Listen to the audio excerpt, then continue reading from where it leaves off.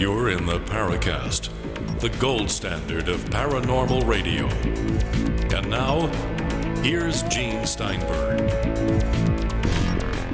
So, I think Chris and I are both looking forward to the end of 2015. It was a difficult year for a lot of us, but more so for Chris because of, unfortunately, the untimely passing of his brother and the fact that you briefly flatlined, basically, right? Yeah, I hadn't really mentioned that before on the show, but I battled respiratory. I think a respiratory virus. The doctors really don't know what it is. I'm pretty sure I caught it 7 years ago up at the Zuni Reservation at the Shalako ceremony. It was a ceremonial room, 80 plus degrees, little babies sick, everybody was sick. It was 5 below outside, the steam was boiling out of the room when the door opened, and it was just a germ.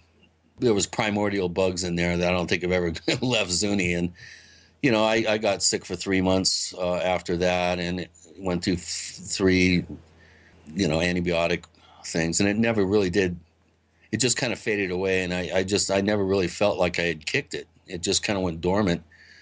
And then this last year, actually, it started at the UFO Congress. I spent 4 hours celebrating the EB Awards win by Ron James and Jennifer Stein, and I was in this smoky casino, and I had quit smoking for 2 months, and then right after that respiratory thing came back with a vengeance. And when I went up to my brother's memorial the first week of May, I really shouldn't have gone. I had a speaking engagement at Adams State College, and I was bringing the gear to the new base station location, so I just couldn't cancel. Plus, my brother's memorial was going on up there in Crestone, and so I went up to 9,000 feet, and my O2 saturation level was, well, the doctors told me later that I shouldn't have been conscious, that I was in the low 70s, and you should be a minimum of 90. And at one point, the day before my speaking engagement, my lungs, for a 5th time, actually, locked up, and I was unable to get any slack to get the albuterol in me, and I died. I was out for, they don't really know, but somewhere around 2 to 5 minutes, and it's just a miracle that I survived. The EMTs said I was blue, and my lips were black, and they thought, the head EMT said it looked like I'd been buried for 3 days. And they started working on me. They didn't think they were going to bring me back. And I woke up and started flailing, and they tried to keep me down, and I was going to punch them out if they didn't let me sit up. And they were just amazed that I survived. And I've been having, some weird headaches and, I think, some kind of strange lingering after effects from it, weird dreams. Now, I just really noticed a big difference. Low-grade headache that almost never goes away. It's always there, and it's just been a really rough year. I mean, what bums me out the most is, when I came to and they said you were dead, I thought, well, where was my tunnel of light? And, where was my brother with a cold one saying, come on, bro, let's party? I had none of that. You don't then recall anything during this time? No, I don't. I just went black, and the next thing I know, there was light in my eye.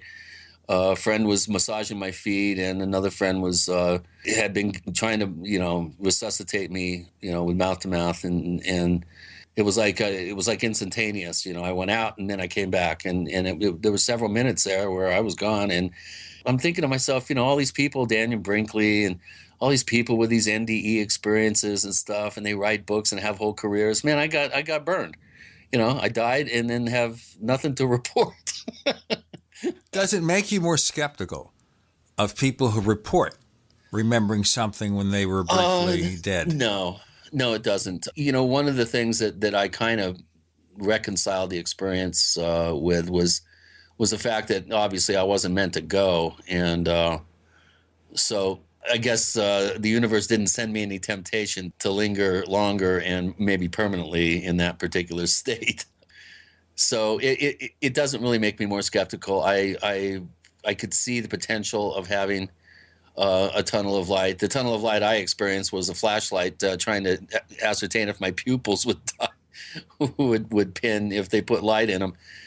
So that was my tunnel of light, was a pen light in my eyes. No, it doesn't make me more skeptical. It makes me a little bit more circumspect about the sanctity of conscious life, and I don't plan on traveling up to 10,000 feet when I'm barely getting enough saturation in my lungs to be conscious. That was not a good decision on my part, but I rolled the dice and almost lost and broke even on the craps table with a little bit of a downside with the new kind of types that weird kind of center of my brain, just super low grade. I don't know, just kind of it's not really a headache. It's just kind of a low throbbing that I can feel. But since then, I've been doing good, and I'm really looking forward to a productive new year. I've got lots of plans.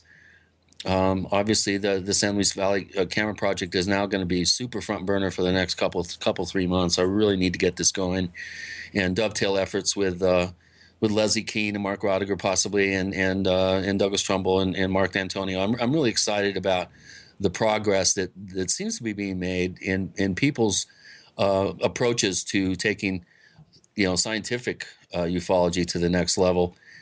I really have a sense that really is going to be, unless this happens, I really see the field dying with the generation of conference attendees that are averaging up there in the 60s and 70s now. Unless something happens that attracts new blood to the field, there is not going to be a field. I think there's going to be a lot of pop culture assumptions going on, and more and more people are going to become interested in the field. I think with the new X-Files reboot, and I think it's going to unfortunately be totally based on an erroneous pop culture perception of the phenomenon, and it's not going to do the field of scientific ufology one bit of good to have a lot of uneducated people allowing the media and the internet to be their educational process when it comes to getting up to speed on what this whole mystery is about. And we're going to talk, I'm sure, with Micah today about that. But I feel that unless something happens in these next 2 years, Greg Bishop's idealized view of the thing being totally stripped away and having to start from scratch, I think that's going to be the end result if these new hard data monitoring efforts don't pan out. So I'm going to make my best efforts to get this thing to the next level, and I'm a team player, and I really would like to be involved and have others involved and network this whole thing properly. Now, as Chris mentioned, we have Micah Hanks waiting in the wings to talk about the situation. We're going to talk about the state of paranormal research. We're going to talk about what can be done to keep things going. What can be done to attract younger people, not just to look at it as pop culture, like we look at Star Wars, the new Star Wars film, as pop culture, nothing to take seriously. And if they don't take it seriously, they don't become the new generation of UFO and paranormal researchers, and thus things get a lot worse than they are now. Just briefly, we have a few seconds left in this segment. Did you enjoy the new Star Wars film? I did. It was very predictable. It was real obvious. I think the plot twists were pretty, they telegraphed them a little bit too much. Of course, the special effects were just jaw-dropping. I wanted to see it in 3D, but the timing of, the 3D showings didn't conform to, my trip down to Phoenix. So I saw it in just standard 2D, but I did like it. I thought the new characters have potential, and it was fun seeing Carrie Fisher and Harrison Ford, and a brief look at Mark Hamill. We're not going to repeat what Mark Hamill said in the film. No, we won't. Absolutely not, because we don't want to be the spoiler about which character will not be in episode 8. We've got Micah Hanks coming along with Gene and Chris. You're in the Paracast. I know that a lot of our listeners are interested in UFOs, the issue of giant skeletons found in America, paranormal investigations, and what the top researchers think about such topics. One online magazine has been presenting such unusual information since 1985. It is Alternate Perceptions Magazine, at apmagazine.info. Use their search function to find articles on just about every topic imaginable. That's apmagazine.info. So here's what happened. I was placing an order online. The site went down. It took hours before it returned, but I'd already placed the order with another company. If your site goes down, you could lose business. And if you have a business or personal site, you'll want to know it's easy to run and it will stay online. At iWeb, your site is hosted on one of the most reliable networks in the world. Talk to a sales rep at iWeb.com. Use the promo code TechNightOwl for a special discount. 911, what is your emergency? There's somebody in my house. Hurry, please. A home break-in happens every 22 seconds. Homes without a security system are up to 3 times more vulnerable to a burglary. That's why there's Simply Safe. In an emergency, our advanced wireless technology alerts police up to 10 times faster, and your connection to emergency services can't be cut because Simply Safe doesn't rely on landlines. Simply Safe costs less than half what traditional companies charge, just $14.99 a month, and there's no commitment to an annual contract. Protect your family with the highest caliber security. Go now to simplysafedefense.com and get 10% off with free shipping and a 3-year warranty. Hurry, and you'll also receive a keychain remote worth $25. Try Simply Safe for a full 60 days. You'll feel confident that your family is safe or your money back. Go to simplysafedefense.com right now. simplysafedefense.com. So you've got to take a state construction license exam or certification. Can't decide on what books or what chapters to study? Discover right now how you can eliminate unnecessary books and wasted study time. At contractorexam.com, our study materials zero in on state-required test topics in an effective, multiple-choice format. So whether you're a plumber, electrician, general contractor, or other construction-related trade, contractorexam.com will help get you prepared. Visit us at www.contractorexam.com today. Are you worried about your mom or dad living alone in their house? Hi, I'm Joan London. Listen, I know how difficult it is to find senior care for someone you love. That's why I recommend a free service called A Place for Mom. They are the nation's largest senior living referral service. Call A Place for Mom today. To receive free information on senior living communities in your area, call A Place for Mom at 1-800-704-6182. A Place for Mom offers free one-on-one advice from local advisors and a personalized list of senior living communities you can visit. If you have questions about senior care for your mom or dad, there's a place for answers, A Place for Mom. Call A Place for Mom in the next 10 minutes to get your free ebook on financing senior care as well as free information on senior living communities in your area. Call 1-800-704-6182. That's 1-800-704-6182. We use mobile devices right against our bodies every day, but growing scientific evidence has emerged showing serious health risks associated with exposure to EMF radiation emitted from these devices. The solution is Defender Shield, the most effective mobile radiation shielding ever developed. Defender Shield blocks virtually 100% of EMF radiation from cell phones, tablets, and laptops, and starts at just $64.99. Buy now at DefenderShield.com. For 10% off, use promo code GCN. DefenderShield.com, the worldwide leader in mobile radiation shielding. We'd like to hear from you. If you have a comment or question about the Paracast, send it to news@theparacast.com. That's news@theparacast.com. And don't forget to visit our famous Paracast community forums at forum.theparacast.com. Micah Hanks of the Gralien Report returns to the Paracast. We're going to do kind of a year-ender, a year beginner, look at the state of UFO and paranormal research. But now, before we do anything else, Micah, I understand you did see, or saw it you did, Star Wars, The Force Awakening and all that stuff. What was your take? Good it was. Yeah, it was a great film. Understand, folks, if you haven't seen Star Wars The Force Awakens, Yoda is already dead several episodes earlier. He is not in this film. Or in this film, he's not, or something like that. Right. Yeah, so that doesn't qualify as a spoiler. You know, that's the big thing these days is, in addition to the interest and the fandom, the passion for science fiction that we have, And it's important, and we can look at why here in a moment. But I'll say this. There's also an increasing concern among fandom about the release of spoilers, and I think that it's really been heightened by social media. Back in the old days, you could choose whether you went to the store and, bought a copy of a magazine or, a newspaper. If you saw a headline, you could choose more or less whether you wanted to read that. But in this internet day and age, there's stuff coming down your Twitter feed, there's stuff coming up on Facebook, stuff coming up in your email.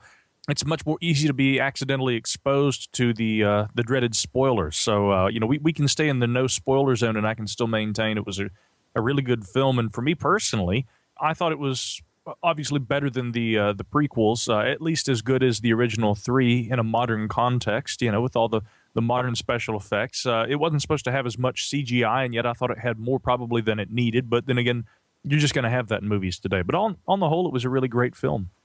Now, we saw the 3D version, Grayson and I, and the reason was kind of the same reason that Chris didn't, which is we wanted to see the film. And the one screen that was available was the 3D. There was only 42% of the seats were filled. They give you all that information before you enter. And the next non-3D film was 40 minutes later. And since it was Grayson's treat, I said, you want to do 3D? The only thing is here, to be blunt about it, there's nothing in the film that lives or dies for the presence of 3D, in my opinion. Whether or not you see it in 3D is your decision. 3D tends to be a little dimmer. The colors tend to be less vivid. That's part of the process. But otherwise, don't worry about it. I don't even think it's worth seeing in IMAX, but it is a pretty good film. There's nothing really unique there. And the only thing close to a spoiler I'll mention, because everybody has said so already. So cover your ears is a very minor spoiler. And that is, when you look at Star Wars, it's all basically the story of one family, okay? Beginning with Anakin Skywalker and his son and daughter, Princess Leia, Luke Skywalker. And of course, Princess Leia gets together with Han Solo. And the only thing we'll tell you is they have a son. That's all we'll say. But this is a very dysfunctional family, you have to think. There's no peace for them. I mean, look at it from beginning to end. The father, the son, the daughter, another generation. Where are their good people? Of course, there's a possibility there's another child involved, but we don't know because we may not know that answer until the next film. That's one of the new stars. We don't know yet. Yeah, they're kind of remaining mum on a lot of that. And, I'll point out also, with regard to that kind of intergalactic dysfunction that the family suffers, from generation to generation, one question would be, of course, do the midichlorians have anything to do with that? Because going back to the first films, and we'll get, slightly geek chic here, there was a lot of speculation, and some of this coming back around to the new film as well, but back in the old ones, really, what was the true origin of Anakin Skywalker? It was very much a virgin birth, and the idea had been that there may have been, this pureness, that the Force was so strong, and the midichlorians actually led to the pregnancy of what was his mother's name, Padme, I think, maybe, and then there's this other idea which seems far more likely because it seems to be inferred, I think, I believe it was in the third prequel film, that the Sith themselves may have actually orchestrated the birth of Anakin Skywalker, and that all of this would play into the midichlorians and the idea that really this one character would restore balance to the Force. But if that's what the result of the ending of the sixth film, which was actually the third film, Return of the Jedi, has, where Vader comes back to the good into the Force, and he, of course, restores balance to the Force and fulfills the prophecy. If that is the case, then what will happen in the next three films? If the restoration of the balance to the Force occurred, are we going to see another offset? And I do know that they've said of the upcoming two films, 8 and 9, that I believe Rian Johnson will be directing. Of course, they haven't released any information, and there's very little more than pure, unbridled speculation right now about those films. But the one thing that people are saying is that it's going to get really weird. They felt that this new film, The Force Awakens, would in a sense restore balance to the Force after the prequels, which really were kind of regarded as being lackluster and certainly not living up to the potential of filmmaking with the kind of budget that Lucas had with the making of those films. He went a little too far down the rabbit hole when it came to the digital stuff and, CG backgrounds and all of this. I mean, there wasn't enough of that gritty, grainy realism that the first films possessed. We got back to that with episode 7, and that the next two films, in addition to, kind of continuing the story, they're going to be a bit of a departure, because with number 7, restoring the balance among fandom and getting back to that kind of an old feel that episodes 4, 5, and 6 had. Now that we've kind of cleared our throat, so to speak, I think which was it? It was one of the UK tabloids had referred to this process as the throat clearing made by Disney, new owners of the franchise. Now episodes 8 and 9, in addition to fulfilling this story, it's really going to get weird, and they say it'll take things into a direction where nothing has ever been taken before. But I'll close with this. There was an interview that took place, and I mentioned this the other night on the Gralien Report podcast. In no way a spoiler, by the way. This is something that was mentioned back in the 1980s at the time of the release of Return of the Jedi. But the director of the film had said that talking with George Lucas about the continuation of the series, that he said, we've made episodes 4, 5, and 6. Eventually, we'd go back and make 1, 2, and 3. And if 7, 8, and 9 are made, with the conclusion of the entire 9 films that Lucas envisions, we would see the great intelligence, is how he put it.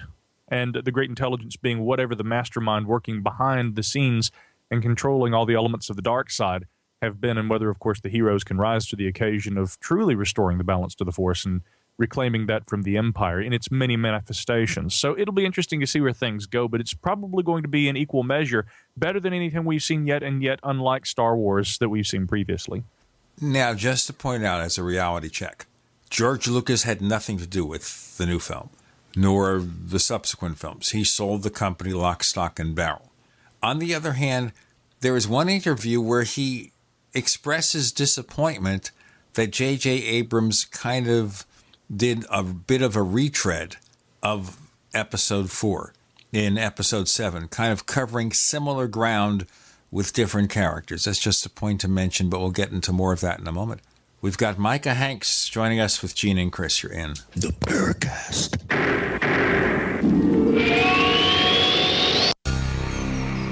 Thank you for listening to GCN. Visit GCNlive.com today. Owe $10,000 or more to the IRS? Get on board with the Tax Admiral. Don't pick on the IRS alone. I'll cut penalties and reduce your overall tax bill. Sometimes I can even get it zeroed out completely. We're an A-rated company helping people clean up their mess with the IRS. If you owe $10,000 or more, then call the Tax Admiral. Call 800-287-7180. Again, that's 800-287-7180. 800-287-7180. Paid non-attorney spokesperson Adam Pulaski of the Pulaski Law Firm with principal office in Houston, Texas is the attorney responsible for the content of this ad. This ad is not legal advice, and the choice of a lawyer should not be based solely upon advertisement. Services may not be available in all states. Attention Xarelto users. If you or a loved one took Xarelto and suffered a serious bleeding event, you may be entitled to financial compensation. Xarelto is a popular prescription blood thinner used to prevent blood clots and protect patients from strokes. These serious bleeding events have led to numerous cases of hospitalization and even death. Phone lines are open 24/7. Call 800-261-0937. That's 800-261-0937.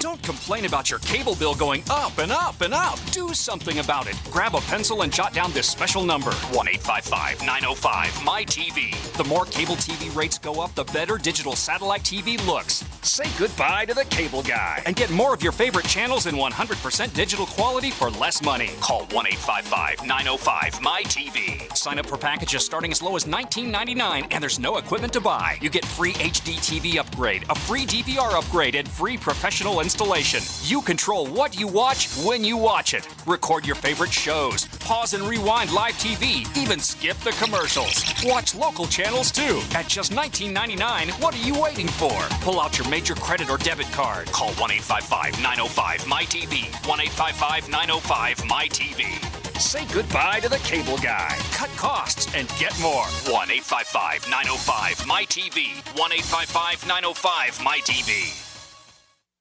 No other network provides the level of customer service we do. When it comes to radio advertising, we are your one-stop shop. And no matter how big or small your business is, we can help. Email us at advertise@gcnlive.com, and an experienced advertising executive will help you take the first step towards driving more customers to your business or website. Advertise at gcnlive.com. Easy, affordable, effective. Did you know that home break-ins increase more than 100% during the holidays? It takes just 10 seconds for an intruder to kick in your door, but police response to a home alarm system is more than 20 minutes, and intruders are in and out of your home in 5 minutes. Thieves know that you're not home and have presents inside just waiting to be taken. And if you are home, how safe will you feel with an intruder lurking inside with your family? That's why police across the country are recommending you use door armor. Proven to withstand the force of a battering ram, door armor keeps intruders out. It's easy to install and barely visible, and your door armor is guaranteed for life. Go to invasionstopper.com for a very special buy one, get one at half off deal. These savings are for a limited time and only available to GCN listeners. Protect your valuables and loved ones this holiday season. Go to invasionstopper.com now. That's invasionstopper.com. Are your Google search results killing you? Unflattering content in blogs, news articles, online reviews, social media, or other sources can jeopardize your reputation, your business, and your livelihood. Let Reputation.com help. Our patented technology will make the truth about you more visible while pushing down unwanted negative content. Improve your Google search results. Call Reputation.com at 1-800-831-0771 for a free consultation. That's 800-831-0771.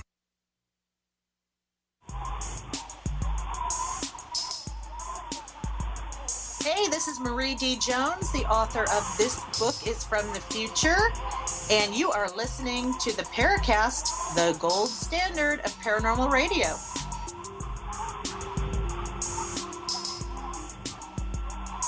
Now, we would be remiss in our duty not to mention the Paracast Plus. Go to plus.theparacast.com, plus.theparacast.com.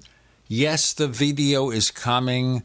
Chris is sending me the unfiltered copy so we can try better ways to encode it so that when you look at it, you get decent quality without it saturating all your bandwidth. So it's complicated. We'll get it done. But we have the ad-free version of this show where we kill 41 minutes of network ads. We have the After the Paracast podcast. We've got some show transcripts showing up, more to come. It's a month-to-month, annual, 5-year, or lifetime subscription rate, and we keep the price low. So if you want to learn more, go to plus.theparacast.com, plus.theparacast.com. We were talking about Star Wars because there's a big mythos involving that series. So you got my point, Micah, that George Lucas supposedly would not have done it the way it was done if he had any authority. What's your take? I'm sure he wouldn't have done things the way that J.J. Abrams and after him, Rian Johnson will do the next two films in this final 3 installments of Star Wars. I do understand that, of course, Lucas is still something of a technical advisor, but having sold the franchise, obviously, he is no longer the final word on anything. I'm certain that the general outline of what Lucas had envisioned will play out in these films. But there are going to be certain elements, there are going to be certain incidents that will occur throughout the films that probably Lucas would not have endorsed or carried out himself. And that's just part of the passing of the torch when it comes to the inner workings of Hollywood and the business side of things, although there's an interesting mythological counterpart to that, I find. And it's good to bring this up, really important to bring this up, guys, because like you said, Gene, the mythos surrounding Star Wars, it was very inspired by mythology.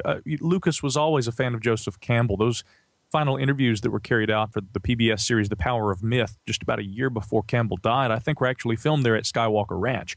And it's important to remember the influence that not only mythologist Joseph Campbell and his work had on Lucas, but also just the idea of the recurring hero motif that goes all the way back to ancient Hermetic traditions. It's something that is really mirrored in a lot of world cultures, traditions, religions, and the mythologies, and the stories of the great hero, the rise, the fall, sometimes the rebirth.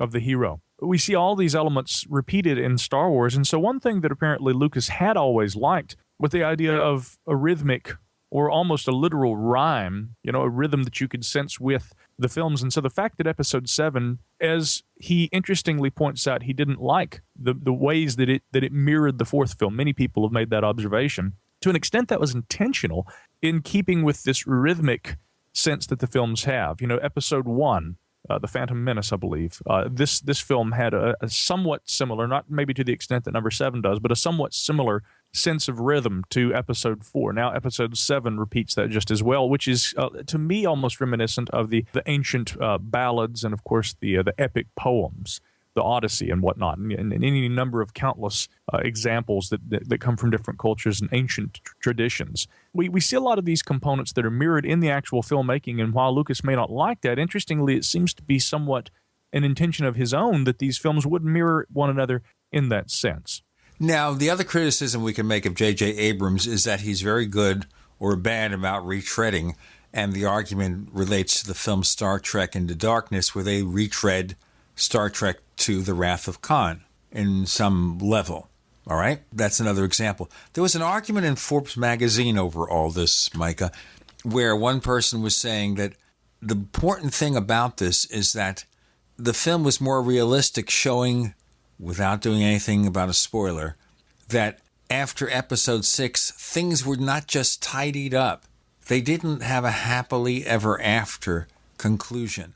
Things didn't work out as much as you wanted, which is the point of the relationship between Han Solo and Leia. It wasn't just all sweetness and light.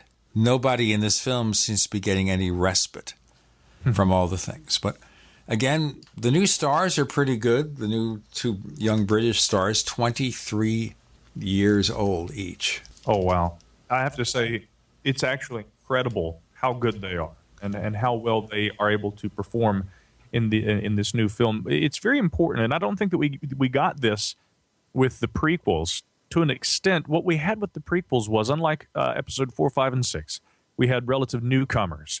As a matter of fact, I think that apart from some actually remarkably lesser roles, we're talking about bit parts in films, commercials and things like that.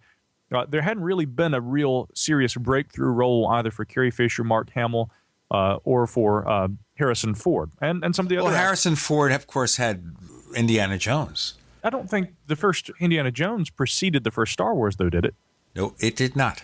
Yeah, that's what I'm saying. Is it was kind of that breakthrough role for him. Now he would go on after Star Wars, of course, to do Indiana Jones, which I think maybe that Harrison, at very least, probably enjoyed that character more than he did Han Solo. He's pretty close on the mark when he says he didn't think that Han Solo was the best representation of his acting prowess. And I think that, frankly, some of the Tom Clancy films that he did after that, Patriot Games and whatnot, probably were even better roles for the older, more serious Harrison Ford. But either way, again, those early Star Wars films featured these actors in these roles where they were able to kind of break through, and there wasn't already some sort of a public cultural, I don't know, what would you call it? I mean, an attitude toward them based on their prior roles. So it was a very believable element in the Star Wars films where these characters, relative newcomers, the actors themselves actually were, believably conveyed these parts. When we went back and saw the prequels, what we ended up having a lot of was we had, well-known, well-established actors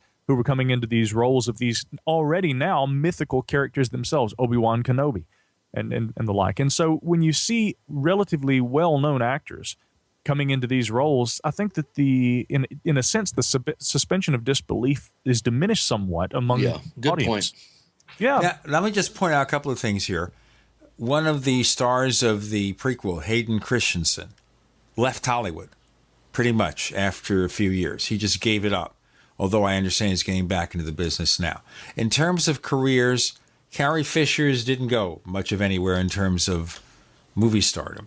Mark Hamill became a pretty regular, reliable character actor, did a lot of voiceovers, and you see him on The Flash now, where he plays the trickster, Chris. Kind of a wacky comic book villain. Okay. But I thought I'd mention the trickster because of you. But that's what's happened to him. So really, Harrison Ford is the one who had a real career, a constant movie career as an A-list actor. And I should point out one thing also. When he was playing the Tom Clancy role in the Tom Clancy films, I talked to Tom Clancy when he was doing that, and he was totally unimpressed with Harrison Ford, said the guy was dumb. Really? That's what he told me. Tom Clancy never minced words. I met him in the 90s. He used to show up at the Mac World Expos. And I once helped him with some problem with his CD drive on his Mac. But Clear and Present Danger, Patriot Games, Harrison Ford, didn't like it that much at all. Question then, did he prefer in any way The Hunt for Red October and Alec Baldwin's portrayal of the character? Yeah, or Ben Affleck in... yeah. Or the current remake with Chris Pine. Right. Did he prefer any of those? Well, he didn't mention Chris Pine because that happened after his death, I think. As far as the others, no, he did not. I got the impression maybe he would have liked Alec Baldwin, but Alec Baldwin didn't want to become an action hero. He also played The Shadow, if we remember. A lot of people didn't like that film. I liked it. But Alec Baldwin, I thought, was a proper Shadow, a proper dark character. He's also stars in the current Mission Impossible film with Tom Cruise, Mission Impossible Rogue Nation. That's kind of a romp. I kind of like that film. Let's get away from that, okay? We've got more to cover with Micah Hanks of the Gralien Report with Gene and Chris. You're in the Paracast.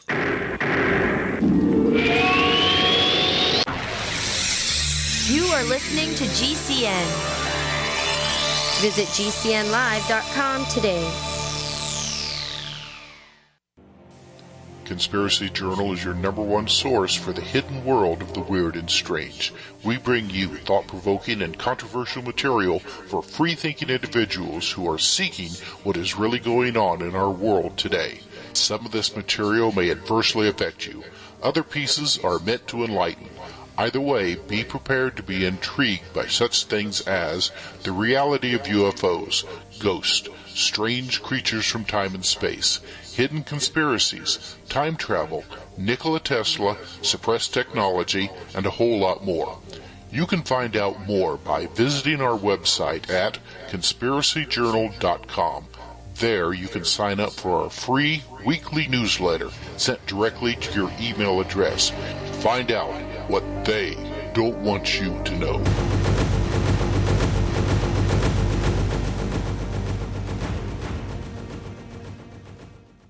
No other network provides the level of customer service we do.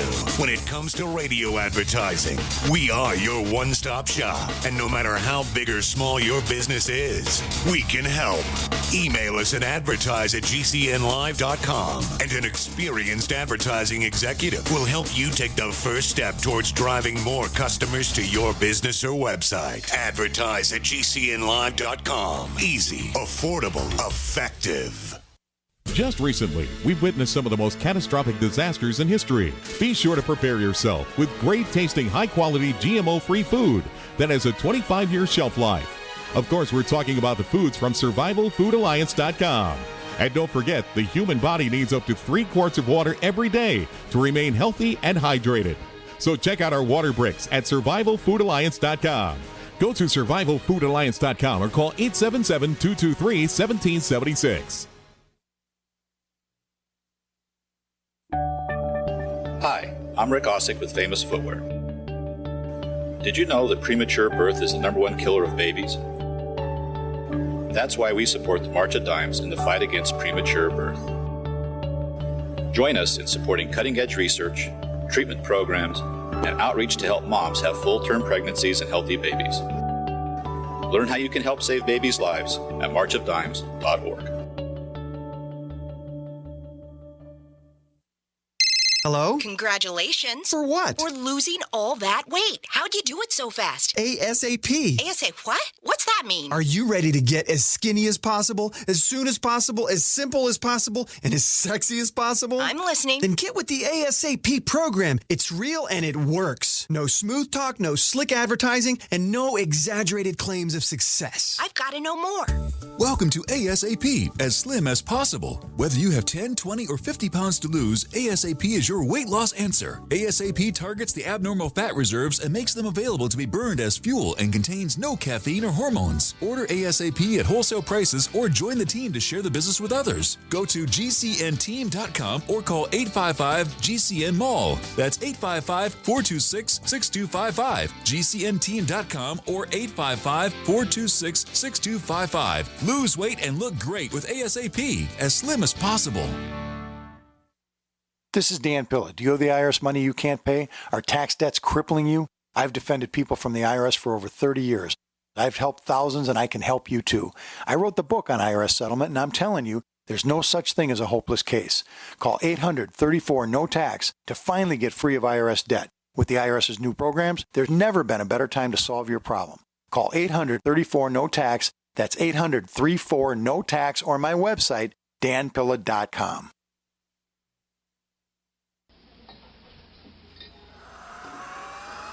Hi, this is Joshua P. Warren, author of The Poor Man's Paranormal, and you're listening to the Paracast, the gold standard of paranormal radio.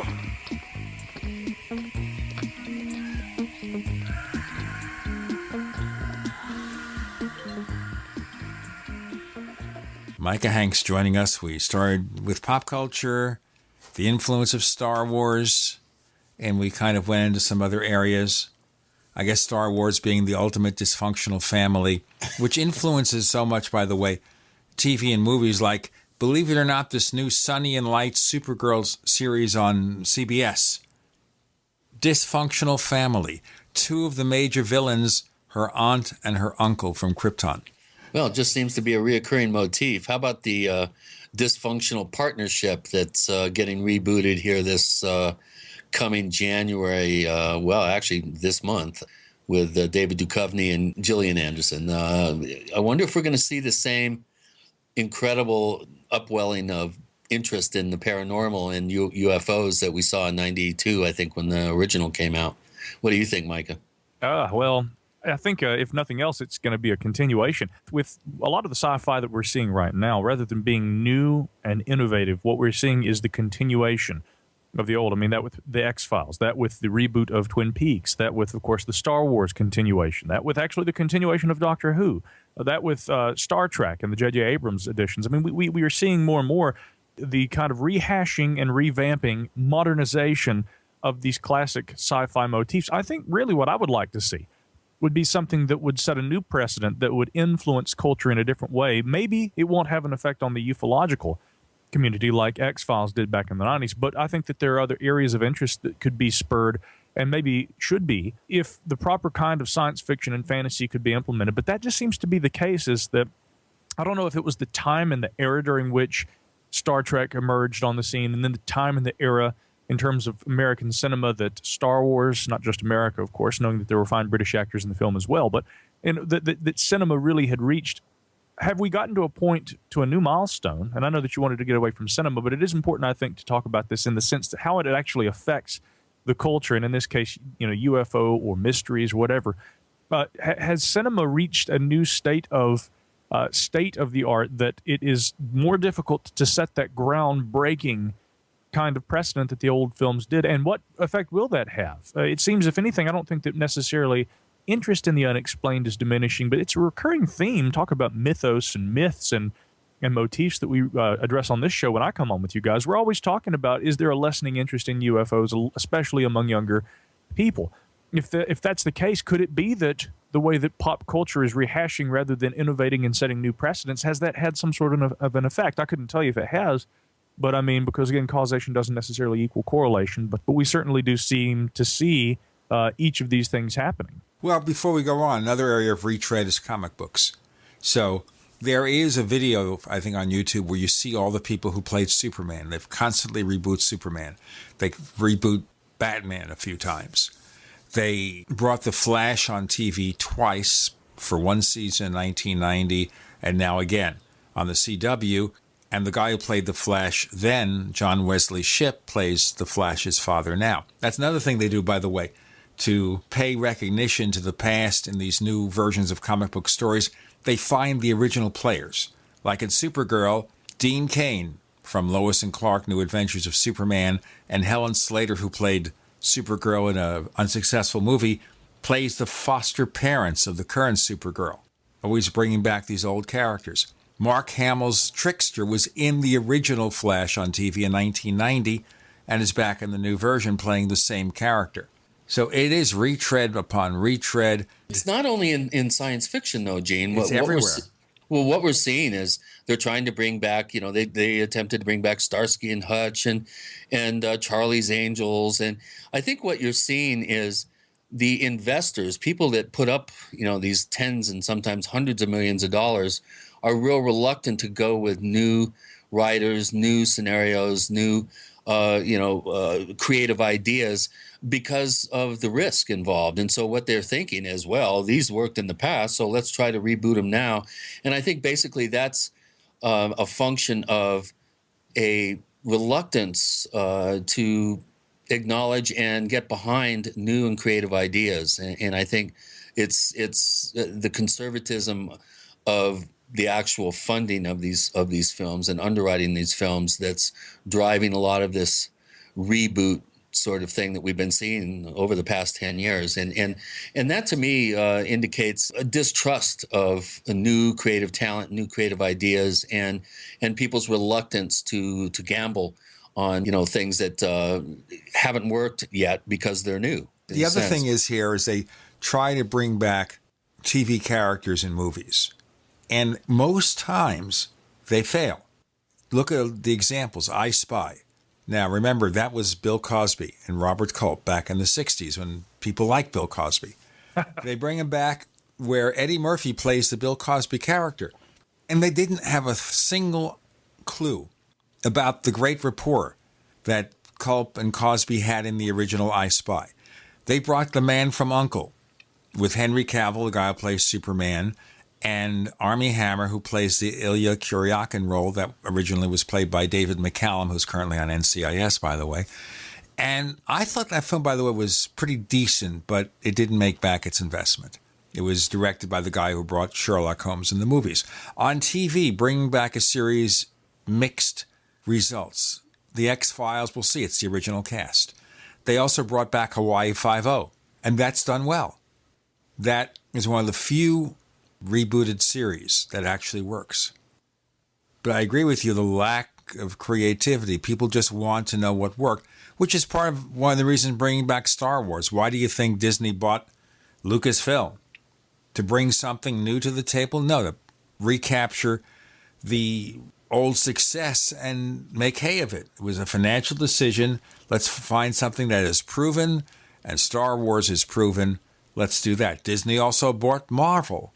Why? Because Marvel comics still are popular. Marvel films based on the comics are popular, so they wanted to buy that property. It was a business decision, the tried and the true. Hearing both of you guys talk about this brings something sort of different, but entirely related to mind. As we see the repurchase, the kind of redirection and the rehashing of science fiction and comics and films and television shows of yesteryear in a more modern sense. In a way, although we've kind of lost creativity, or rather I should say we haven't lost it, I guess it's just being kind of redirected into old motifs and the kind of the improvement or at least the expansion of older ideas. As much as I would love to see something really new that could set a new kind of precedent, we could ask maybe the same thing about UFO research. There is still so much interest in, for instance, like we might liken Rendlesham to being the Star Wars of UFO cases, taking place at around the same time period. We could look back at, Roswell as being kind of the Star Trek, although it preceded the actual airing of Star Trek on television by a number of years. Nonetheless, era for era, there seem to be UFO cases that have kind of maintained the cultural sort of, staple position for their era, kind of like these television shows have. And in much the same way, this is interesting because I don't mean to try and assert that there's a correlation here, but it is an interesting element to note that as we see culture rehashing old sci-fi ideas rather than creating new ones, the UFO community does seem to be doing the same thing. And many researchers, Nick Redfern, I've talked about it a good bit myself, we see that there seems to be less and less significant UFO activity in recent years, which would at least be comparable to what we were seeing in the days of APRO and NICAP and the UFO research of yesteryear. I mean, could there be some sort of a cultural component underlying some of that? It almost at times, when we take these kind of things into consideration and the way that trends seem to affect research or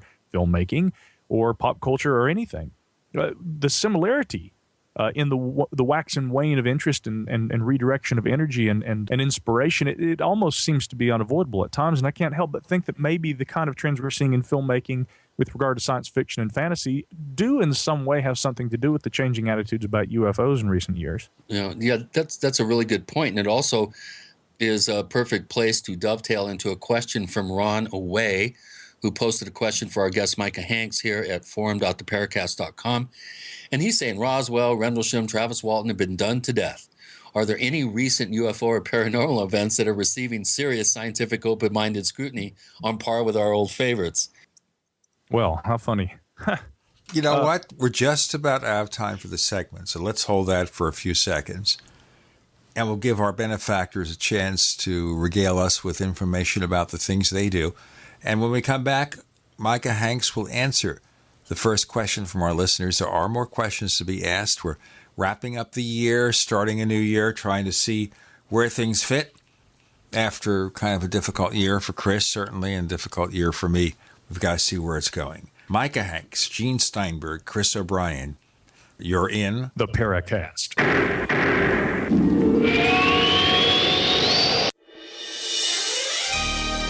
Thank you for listening to GCN. Be sure to visit GCNlive.com today. Attack of the Rockoids has been well received by critics and readers alike. It's a thrill-a-minute story you'll never forget. A former U.S. military intelligence officer is haunted by intense dreams about a beautiful woman pleading for his help after a terrible battle in outer space. But the dreams turn out to be true and thrust him into a telepathic love affair with a woman whose faraway planet is intent on destroying the Earth. And now the gripping tale continues in The Coming of the Protectors. It's the second book of the Rockoids trilogy, a galaxy-spanning adventure that pits our hapless heroes against powerful, fanatical enemies that threaten the lives of freedom-loving beings everywhere. Attack of the Rockoids and The Coming of the Protectors, classic science fiction at its best, available now. For more details, visit rockoids.com. That's ROCKOIDS.com. Are you tired of commuting to a job that makes someone else rich, working harder than ever, but getting nowhere? Do you hate spending hundreds of dollars every week on daycare, having someone else raise your children? With our opportunities, you can start earning money as soon as next week. You get to be the boss, work from home, and live a happier life. At Be the Boss Network, you'll find hundreds of work-from-home opportunities that you can literally start today and be earning money as soon as next week. Go to freedom106.com and start earning money as soon as next week. You get to be the boss. Get out of the rat race. Work from home. Go to freedom106.com right now and change your life today. That's freedom106.com. Go to freedom106.com and start earning money as soon as next week. You be the boss. Go to freedom106.com.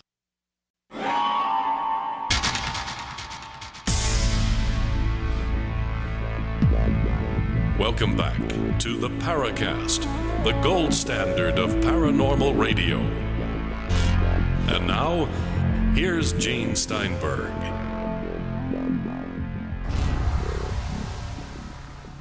You see, we just kind of suck our guests into saying that. Chris asked a question, Micah Hanks. A response? Chris, would you mind kind of restating that question just so that we can state it? Well, basically, we were talking about how there seems to be a parallel between cultural memes and the ebb and in science fiction, especially in the ebb and flowing of ufology. And you were likening cases to TV shows and movies in the sci-fi realm. And Ron Away wants to know if there's any paranormal events currently and or recently that are receiving any serious scientific open-minded scrutiny on par with our old favorites, Rendlesham, Roswell, Travis Walton, as he says, that have been done to death. Excellent. Yeah, and thank you again for restating that question. Now, again, in response to it, at least from my perspective, it's a weird state of affairs right now with regard to UFO research. I will say that I'm not a member of the Mutual UFO Network. That is the current standing and broadest reaching civilian UFO research group. Now, there are other organizations that have absolutely been interested in UFO research, as we've discussed a good bit on this program, and you guys have in the past with James Carrion on the program, especially in relation to the involvement of Robert Bigelow and his organization, which has looked into this over the years. They're a little less forthcoming with some of their data, although there have certainly been public reports been issued on such things as these famous black triangles. Well, actually, I should say in fairness, really, MUFON, although a public organization and releasing a lot of their case files and whatnot online, there is also a lot that is kept exclusive to MUFON membership and even certain tiers of MUFON membership. We don't have to get all into the nitty-gritty about that, but I do know Why don't you be brief about it so listeners understand? Sure. Best illustrated in example. I have a friend who I've been talking with who is a very good UFO researcher, in my opinion, and he had expressed to me a little bit of dissatisfaction about the fact that he was trying to gain access to particular files related to a case. I'll go ahead and mention the case. It was actually covered very in-depth on this program once. It was the Cash Landrum UFO incident from around Dayton, Texas, back in 1980, which occurred within just a few days of the Rendlesham encounter near Suffolk in England. But the incident in question, there are MUFON files because John Schuessler, of course, had been one of the primary investigators of that case at the time. The problem is that the individual who's researching that case, although a member of MUFON, has said he has somewhat seen a bit of stonewalling in terms of trying to get access to certain files. Now, as has been explained to me by different directors, state directors, and members of the organization, of course, it's not necessarily an exclusivity, but it seems to be, I guess, a change of prioritization. Again, this coming from a non-member, in terms of how those files are accessed and to whom access is given. And I guess any organization to an extent is going to kind of keep those kind of records. But I guess the problem that we face is that many people say if we're really going to come to any kind of scientific consensus about UFOs, coming back to the question that Chris brought to the table, of course, we're generalizing here because on the whole, what I think really UFO research today seems to be doing more of, rather than a close scrutiny of these, wow, incredible Rendlesham or Roswell-esque kind of cases, it seems to be that it's been an accumulation of data on, smaller, lesser significant cases, which certain groups are now trying to take and hopefully utilize for statistical analysis and also coming to determinations of the broader nature of the phenomena. As Jacques Vallée described, who's going to be speaking at the International UFO Congress this February, very excited to hear about that. But Vallée had discussed this on a coast-to-coast interview with George Knapp during an event that he attended in France sometime, I suppose, last year, in which it is the hope of the international UFO community, the French investigative group GAPAN, I suppose, and others, to try and use data that we have now to come to determination. So I guess as far as cases that are being given that kind of attention, we don't seem to see it as much today, but I guess the broader UFO phenomena, at least internationally, is being treated in terms of collection of data and statistical analysis of that information. We've been seeing it in South America as well. Yeah. Transparency, I think, is a major issue that's always been a bit of a fly in the ointment with the advent of more transparency, especially, as you mentioned, down in South America. I think if this trend continues, obviously it's going to put more and more pressure on the United States to pony up some information that hasn't been released into the public domain. But I think as more and more of these countries open up their files, it's going to, on one hand, sort of put more pressure on the U.S. And on another hand, it's going to relieve pressure because people are getting something they didn't have before.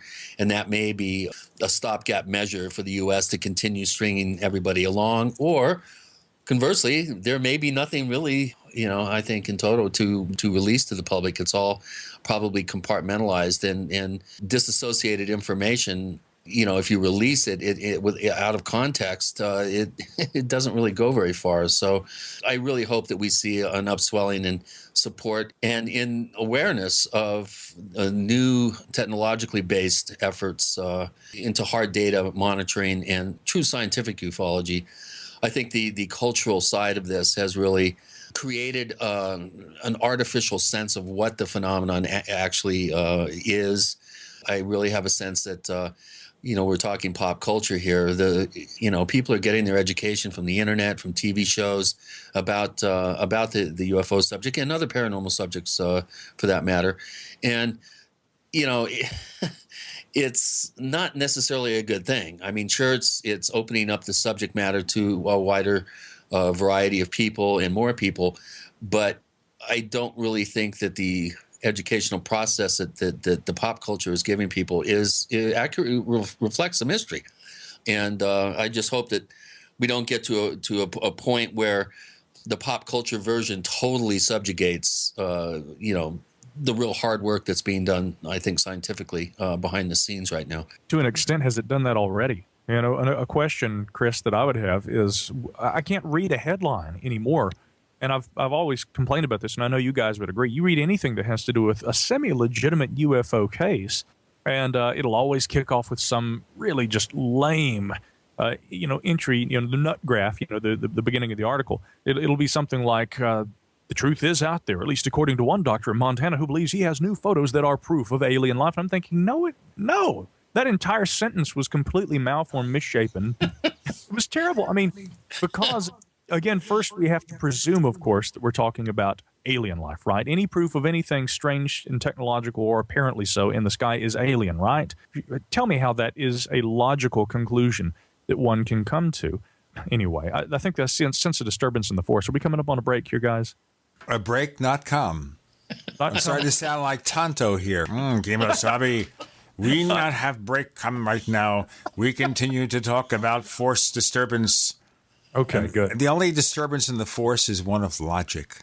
I just like not to ramble off completely. I think I come on the show enough with you guys that we have our own sense of rhythm and maybe whatever that universal force is, which is one thing I should say. It's really always good to be able to talk with you guys about this. And yet it's sad to me that every time we do get to talk, the three of us, it seems that so many of these problems, are the same issues. And really, I feel maybe will be the same issues for some time to come. Like Chris saying, will the actual serious study of strange things seen in the sky, phenomena in our skies, be subjugated by the pop culture, belief that has been kind of associated with it. The more we discuss this, the more important I realize that the serious considerations as it relates to how pop culture influences serious study of strange phenomena, especially the UFO phenomena, it really is becoming more and more important to me. I see because people's attitudes and opinions are often blinded by the kind of pop culture interpretation of, what would contact with alien life be? What would contact with artificial intelligence be like? That one,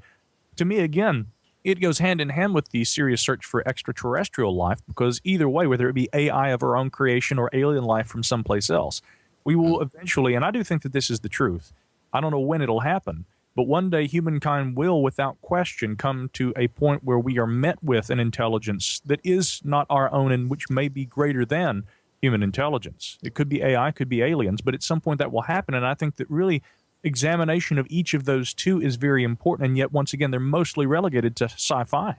No. That's what makes things so difficult here, the entire question. And I just wonder how we prepare for it.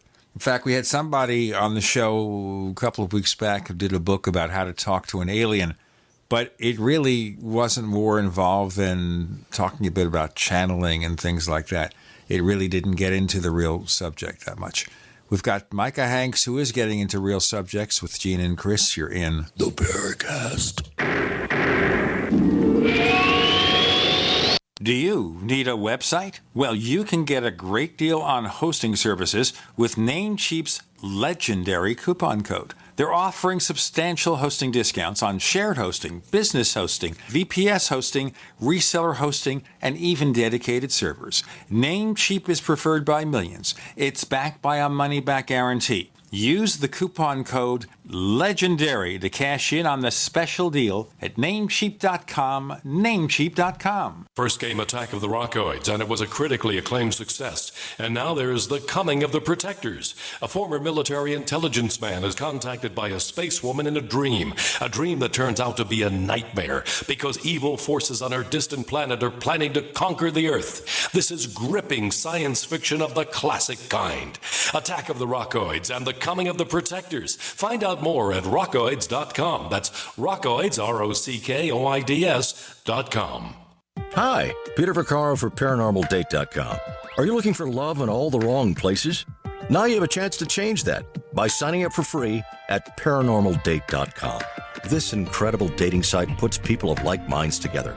People who are interested in the strange, the unusual, mysteries, ghosts, UFOs, and the afterlife, and so much more. ParanormalDate.com was developed for you, people seeking a viable alternative to the other dating services. You can join for free by going to ParanormalDate.com, and if you decide you like it and want to connect with people, use the code GEORGE for a substantial discount. Mark Rawlings, president of ParanormalDate.com, says so many people hunger to share their experiences about the paranormal, the unexplainable, or the afterlife, and so much more, and this is the source for them to meet and share that common interest. So sign up for free at ParanormalDate.com, ParanormalDate.com, and use the code GEORGE if you decide to connect with someone you like. So you've got to take a state construction license exam or certification. Can't decide on what books or what chapters to study? Discover right now how you can eliminate unnecessary books and wasted study time. At contractorexam.com, our study materials zero in on state-required test topics in an effective, multiple-choice format. So whether you're a plumber, electrician, general contractor, or other construction-related trade, contractorexam.com will help get you prepared. Visit us at www.contractorexam.com today. We've had an amazing year here at Supernatural Silver. We've truly enjoyed the fantastic response from thousands of people as they've tried our extraordinary product, and we're thrilled at the life-changing results people have. Our company email is continually full of happy, satisfied customers who thank us for the help they've received from Supernatural Silver. This holiday season, as you think of gifts to give your loved ones, consider giving Supernatural Silver, a gift that can help provide good health and wellness, a gift that can change lives and make a real difference. In a world where we are constantly exposed to dangerous health threats, give yourself and your loved ones a fighting chance. Give Supernatural Silver. Go to supernaturalsilver.com and use the promo code HOLIDAY2015 for 20% off. And this holiday season, we wish you and yours the blessings of peace and good health from all of us here at supernaturalsilver.com. There's one major factor affecting the health of millions, and most people are completely unaware. Acid levels. Soda, meat, dairy, caffeine, and sugar can all lead to elevated acid levels in the body. AlkaVision Plasma pH drops get the body's pH levels back in perfect balance. It's a holistic, natural, and powerful approach that will give you greater health, vitality, and zest for life. AlkaVision Plasma pH drops. Visit alkavision.com. Alkalize your body. Supercharge your health at alkavision.com. We'd like to hear from you. If you have a comment or question about the Paracast, send it to news@theparacast.com.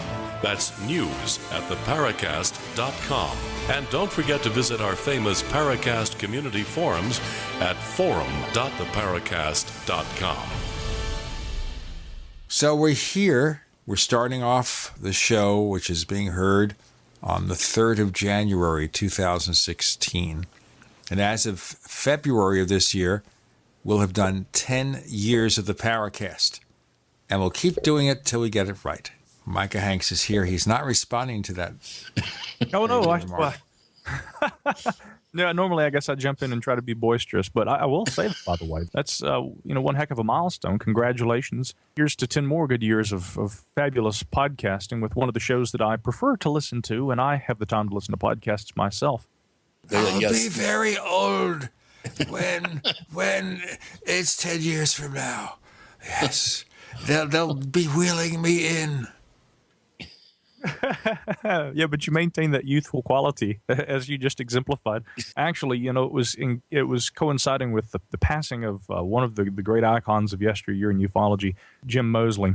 When he passed away, I'd contacted Eugene and said, Gene, could you come on and come on the Gralien Report and give a statement coming from someone who knew Jim pretty well. And I remember as we were getting ready to record, he said, all right, as they would say in wrestling, let's get ready to rumble. So you do have that youthful character to you, sir. I'm sure in 10 years you'll still be going strong and bringing brilliant points to this sort of discussion. Sort of discussion. We're going to rock and roll. Or as I say it sometimes, we're going to rock and roll. See? Now, the problem with that voice, it's kind of like making funny faces. My mother used to say, if you keep making funny faces, your face will stick that way. And I think of nowadays Jim Carrey. His face didn't change. So if you force the voice too much, you don't want to look like Wolfman Jack, because that would be really scary. I just like the money he had before he died. That's all. Well, here's an interesting question for Micah.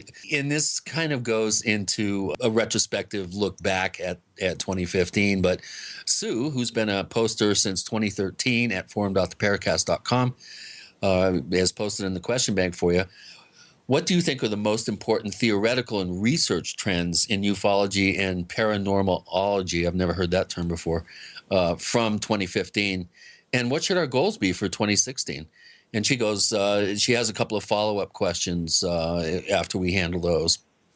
Okay, well, since she said I would prefer maybe phenomenology to paranormalology, but by the same token, if I say phenomenology, I had someone try and actually point out that I misused that term on one occasion a few years back. He was, I think, studying for his bachelor's degree. When I outlined the 8 or so different terminological usage or ways that term could be used, he then asked if I would actually be willing to give an interview so that he could cite me as a source for the paper he was writing. So I nonetheless maintain that phenomenology, apart from its relevance to such things as philosophy, it would certainly apply to the study of phenomena as we're discussing here. So, and since we're talking about that, rather than a ufological innovation or breakthrough or science being applied to that subject, one subject that was really important and interesting to me this year, which did see a lot of science put to it, was the search for anomalous primates, more specifically Bigfoot, Yeti, the Sasquatch. And that was Brian Sykes' DNA analysis, which was extremely controversial. It really was. It was, I think, in some ways unnecessarily so, because if we have enough anecdotal data coming from people in all parts of the world that say that they've seen upright walking, humanoid, but far more, I guess I don't want to necessarily always say beastly, because I don't think that's always the case, especially with the Almasty and the Urals of Russia. Certain quote-unquote anomalous primates are less like great big hairy monsters, and they act a lot more like simply pre-modern humans, which are naturally they're going to be a little more primitive than what we call modern humans today, but nonetheless they are probably more human also than the typical Bigfoot or Sasquatch, according to eyewitness reports. So that said, dealing with apparently a variety of different phenomena around the world that fall under that categorization of anomalous primates, I don't see why, with all the anecdotal evidence that has been forthcoming, witness reports, why science wouldn't step in and say, okay, well, maybe it is time we should start looking at this.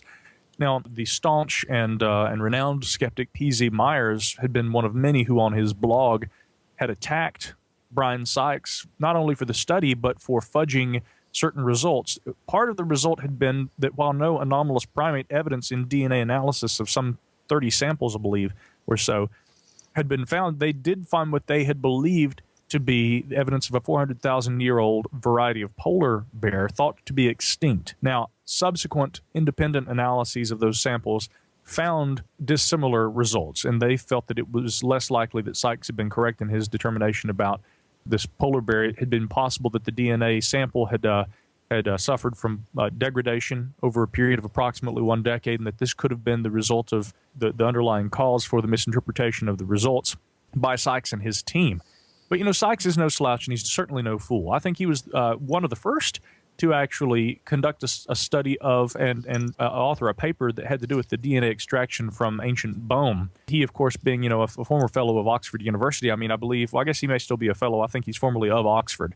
But Sykes, again, was doing what I had hoped good scientists would eventually do, which was, okay, if we see enough alleged evidence, anecdotal evidence, I suppose, in terms of alleged encounters people have had with Bigfoot, I mean, are all of these people lying? And if we are at least to suspend disbelief long enough to say maybe they are not, then what can science do with proper laboratory procedure and good science applied to this? What can science do to help try and make a determination about this? Now, it was rather revealing that there was no evidence of anomalous primates found. That doesn't necessarily mean that it never will be found, and that's what Sykes said, and part of the reason for ridicule by P.Z. Myers and others. They think this guy is nuts, primarily just for even entertaining the idea that, hey, maybe there's something worthy of scientific study here. But all phenomena at the outset began as unexplained phenomena. And I don't think that we've closed the door on Bigfoot. It was good, though there were no results forthcoming that were positive, I guess, in the sense of trying to prove something exists. It was great to see science taking a step toward trying to seriously study the anomalous primate problem. Yeah. The thing that always bothers me about all this is that we always get to a certain point, and that's it. We can go no further. So with Bigfoot, where's the DNA? With UFOs, well, we have some possible trace evidence. We have the photographs. We have all this. But we just can't go to that next level. We always have the stopping point. And I wonder sometimes when I think about this, is that stopping point our inability to understand or something that's deliberate? That's a good question. It's interesting to me that we have people all over the world that report seeing a creature like Bigfoot, something that is very similar to being a human, which I think really fundamentally is the reason why it's so difficult to believe. If we were seeing something that was far more monstrous and less anthropomorphic in its general shape and behavior, I think it would be far easier for people in some ways to say, okay, this is clearly not a person in a suit. It's the fact that Bigfoot so closely resembles humans, if it exists, that it makes it very difficult to distinguish it from being a person in a suit. Although many would say that it's quite obviously not that when they've been those on the receiving end of the actual observation. When they've actually seen this creature in these anecdotal reports, they say it's much larger, the arms are much longer, it's proportionally very different in terms of its build from a human, but still nonetheless fairly anthropomorphic. And I think that this is a big problem in terms of coming to a good determination about what other than a human it could be. Micah Hanks is with us. We're trying to make sense of something, and maybe we will before it's all over. With Gene and Chris, you're in the Paracast.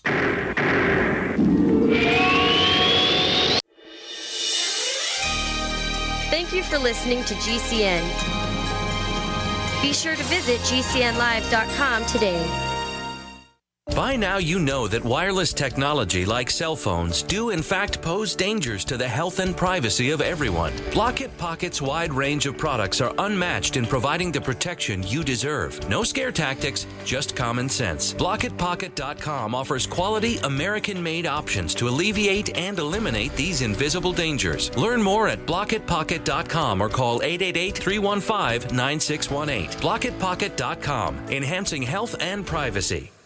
Owe $10,000 or more to the IRS? Get on board with the Tax Admiral. Don't pick on the IRS alone. I'll cut penalties and reduce your overall tax bill. Sometimes I can even get it zeroed out completely. We're an A-rated company helping people clean up their mess with the IRS. If you owe $10,000 or more, then call the Tax Admiral. Call 800-287-7180. Again, that's 800-287-7180. 800-287-7180.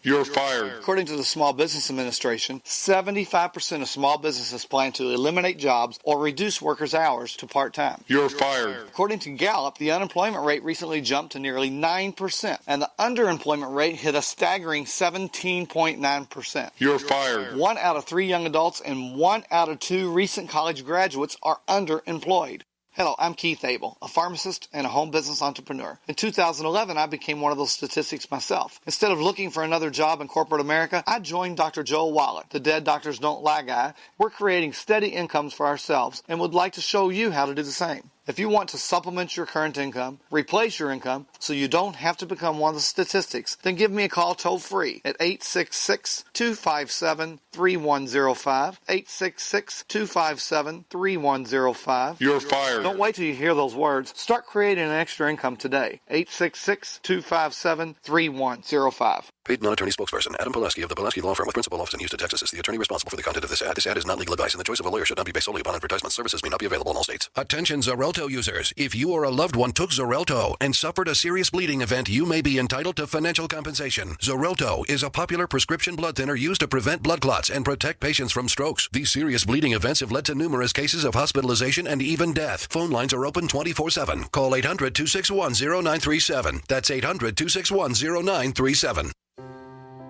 Are you worried about your mom or dad living alone in their house? Hi, I'm Joan London. Listen, I know how difficult it is to find senior care for someone you love. That's why I recommend a free service called A Place for Mom. They are the nation's largest senior living referral service. Call A Place for Mom today.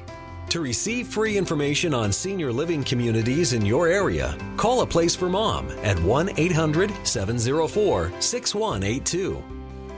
A Place for Mom offers free one-on-one advice from local advisors and a personalized list of senior living communities you can visit. If you have questions about senior care for your mom or dad, there's a place for answers, A Place for Mom. Call A Place for Mom in the next 10 minutes to get your free ebook on financing senior care as well as free information on senior living communities in your area. Call 1-800-704-6182. That's 1-800-704-6182. Are your Google search results killing you? Unflattering content in blogs, news articles, online reviews, social media, or other sources can jeopardize your reputation, your business, and your livelihood. Let Reputation.com help. Our patented technology will make the truth about you more visible while pushing down unwanted negative content. Improve your Google search results. Call Reputation.com at 1-800-831-0771 for a free consultation. That's 800-831-0771.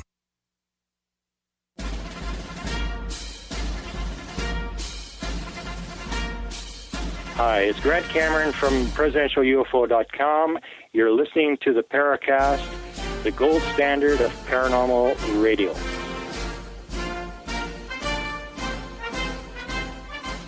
Let's make sense of this. Please go to plus.theparacast.com, plus.theparacast.com. Check out the Paracast Plus.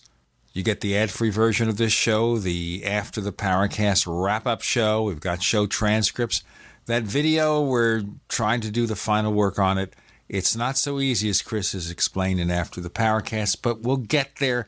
We'll get it done, and it's going to work. Plus.theparacast.com. We're giving free ebooks away for long-term subscriptions. Plus.theparacast.com. From the Gralien Report, we've got Micah Hanks. And I was mentioning, and he started a brief comment, about the inability to go to the next level with paranormal research. And one of the arguments you make here is that for UFOs, for example, we're still repeating the theories from the 1950s. From the book Flying Saucers from Outer Space by Major Donald Kehoe, the first book I read on the subject, it doesn't seem, except for a small number of people, we've gone much further, have we? No, not really. And we, in similar fashion, note the inability to come to terms with something apart from being a human phenomena fueling Bigfoot belief just as well.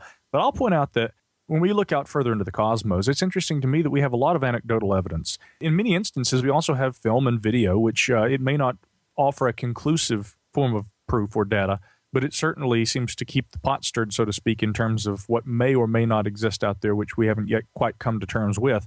But in science, we're often dealing with and grappling with things that are not only unseen and absolutely, I mean, in the most literal sense, invisible phenomena, but also things which are fairly speculative in nature. You know, as we presume our universe, we don't presume we actually know, thanks to things like redshift and our ability to be able to observe the actual rate of speed at which other, distant galaxies and planetary bodies and things like that are moving further and further away from us, farther out in space, outside our solar system and whatnot. We can see out into space, and we know that as a result of this expansion of the universe that things are changing with time.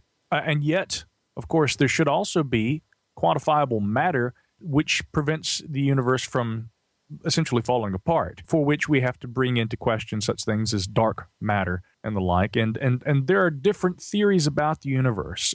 And part of the reason for this is because we don't have any single, I hate that term, grand unifying theory, but really this is what science aims to achieve in terms of physics and cosmology, astronomy, and everything, we do hope to try and come to a determination where we have a good scientific principle that not only does it simply explain and answer a number of observable phenomena, but it will also be capable of accurately predicting future things that we will learn about the universe. And we're, I think, a good ways from coming to kind of a unifying theory of the universe, but we have a number of partial theories that help us observe certain things. For instance, relativity is good up until, of course, not only quantum theory, but also up until we get to the point of the Big Bang. If presumably there was a Big Bang, that singularity that existed at the outset of the universe was such that it actually, or the laws put forth by Einstein in general relativity, they do break down at that singularity, mathematical terminology for essentially a point where, again, we have to essentially bring a new model because our theories no longer apply once we reach that area. So with the paranormal, we kind of, and I've used this term, yes, singularity in relation to the UFO phenomenon just as well, because to an extent, I guess, with the data at our disposal, we have a lot of theories about UFOs. I think we have a lot of partial theories, but I don't think that we seem to have any kind of a unifying theory that really gives us any kind of a good scientific estimation of what exactly UFOs may be. And whatever the technology seems to be, still seems to, in some instances, extend well beyond, our ability to understand. Ray Kurzweil has employed this term singularity in relation to artificial intelligence, once again citing that continuum that exists between these two phenomena, which I've always kind of thought about ever since I began to seriously look at UFOs and artificial intelligence separately. I thought these two phenomena in many ways, in terms of a potential intelligence or technology further beyond our own, that we are right now in almost kind of parallel paths, we are kind of seeking to kind of grapple with and understand, and moving maybe ever closer toward a fundamental reckoning with those phenomena. These kind of things certainly face us in the paranormal, as well as further out there in terms of physics and the universe. I spend a lot more time these days reading about astronomy and physics, and also the history of science, looking at where we came from. And when you study history of science, probably my favorite study of them all, apart from philosophy, although they work hand in hand with one another, the further you go back, the more you realize that there have been periods in time where the scientists of yesteryear, they came to good determinations. Of course, probably the single most significant of the last several hundred years had been, of course, Isaac Newton, in terms of scientists who brought unifying visions of the universe together with his theories. And although much of that was upset and offset by Einstein with general relativity, there are still certain ways that Newtonian physics apply and are simple and useful in working with what we have to deal with in the universe around us. I wish, and I think that this is where science has not failed, but perhaps investigators of the unexplained have somewhat failed.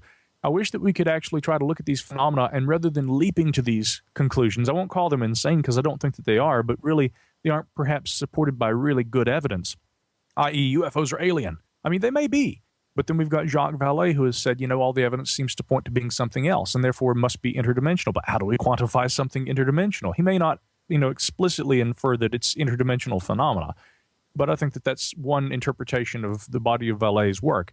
Then there was, of course, this idea that we're dealing with some sort of a, secret government. This breakaway civilization concept has become more and more popular in recent years as it relates to UFOs, that term coined by Richard Dolan.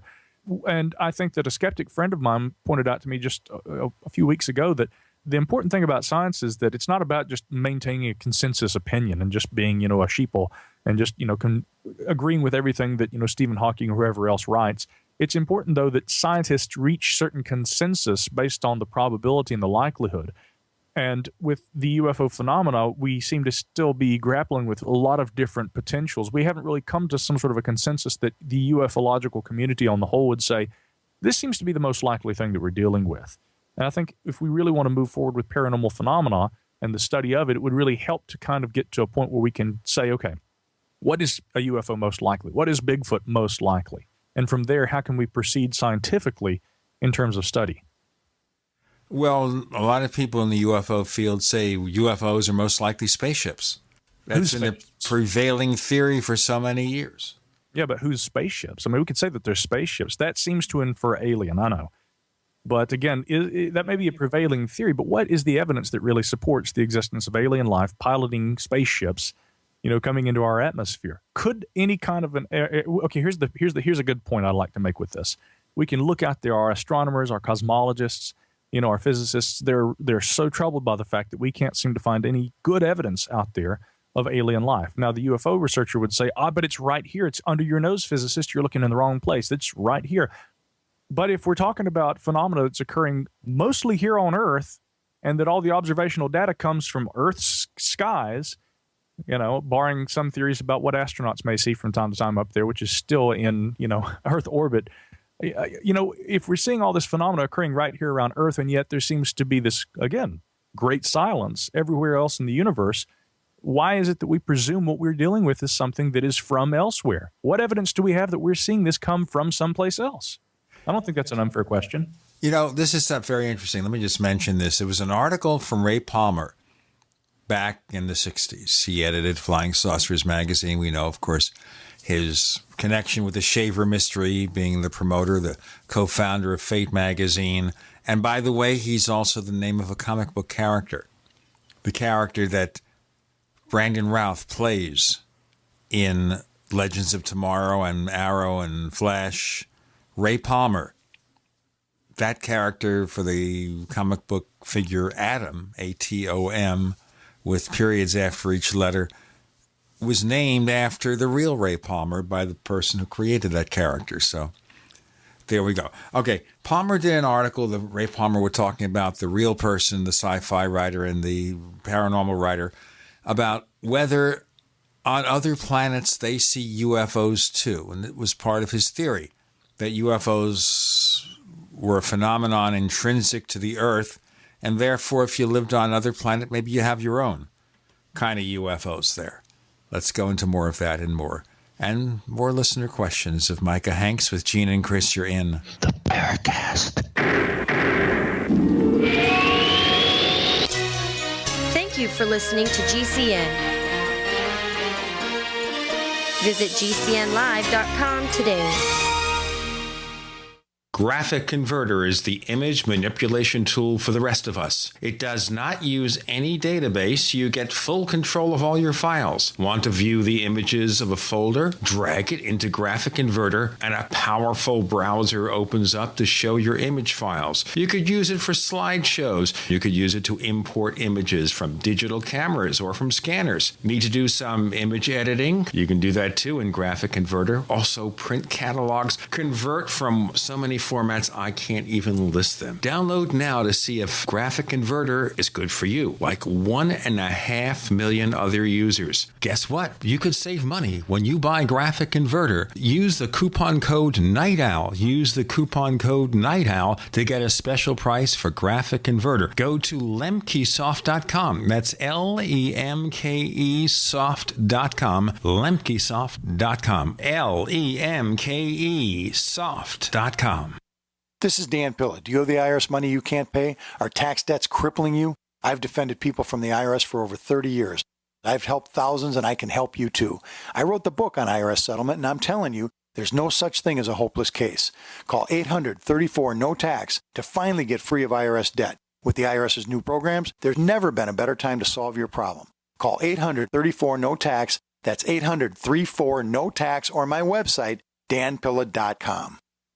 If you're like me, you're concerned about the stock market and the economy. You're asking the questions, but it just doesn't seem that you're getting the right answers. Well, my friends at the Wealth Preservation Institute not only have the answers, but they've put together a free report, How to Survive the Upcoming Economic Collapse and Protect Your 401ks, IRA savings, and retirement income. Don't hesitate. This report's for free for a limited time by calling 888-772-2929. That's 888-772-2929. Take back your financial lives today. Hey, Berkey Guy here. Are you still drinking unfiltered tap water? Does your water contain chlorine or fluoride? Will you have drinkable water in an emergency? The Berkey Guy is here to help you remove these and other potential contaminants from your water, thus helping you drink clean, purified water. We offer Berkey water purification systems at the lowest available prices online. Don't go another moment without a Berkey system. Over the last 10 years, we've helped thousands drink clean, purified water. Join them by visiting goberkey.com or call me, the Berkey Guy, at 877-886-3653. That's 877-886-3653. This is a healthcare alert from the Pain Relief Hotline. If you, a family member, or a loved one suffers from knee, back, shoulder, or ankle pain and have Medicare as your primary insurance, we've got great news. You don't have to suffer any longer. You can immediately qualify for a pain-relieving brace at little or no cost to you by calling our 24/7 pain relief hotline at 866-389-0620. Delivery is free and all paperwork is handled for you. If you are on Medicare and have knee, back, shoulder, or ankle pain, don't wait. You can qualify to immediately receive a pain-relieving brace at little or no cost by calling our 24/7 pain hotline now at 866-389-0620. Our representatives are standing by 24/7 to take your call and rush you your pain-relieving brace at little or no cost to you. Shipping is free and all paperwork is handled for you. Just call 866-389-0620. That's 866-389-0620. Again, 866-389-0620. We use mobile devices right against our bodies every day, but growing scientific evidence has emerged showing serious health risks associated with exposure to EMF radiation emitted from these devices. The solution is Defender Shield, the most effective mobile radiation shielding ever developed. Defender Shield blocks virtually 100% of EMF radiation from cell phones, tablets, and laptops, and starts at just $64.99. Buy now at DefenderShield.com. For 10% off, use promo code GCN. DefenderShield.com, the worldwide leader in mobile radiation shielding.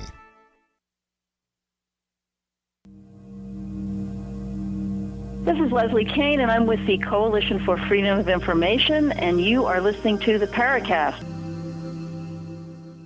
With Gene and Chris in the Paracast, I raised this left field question about what Ray Palmer said so many years ago.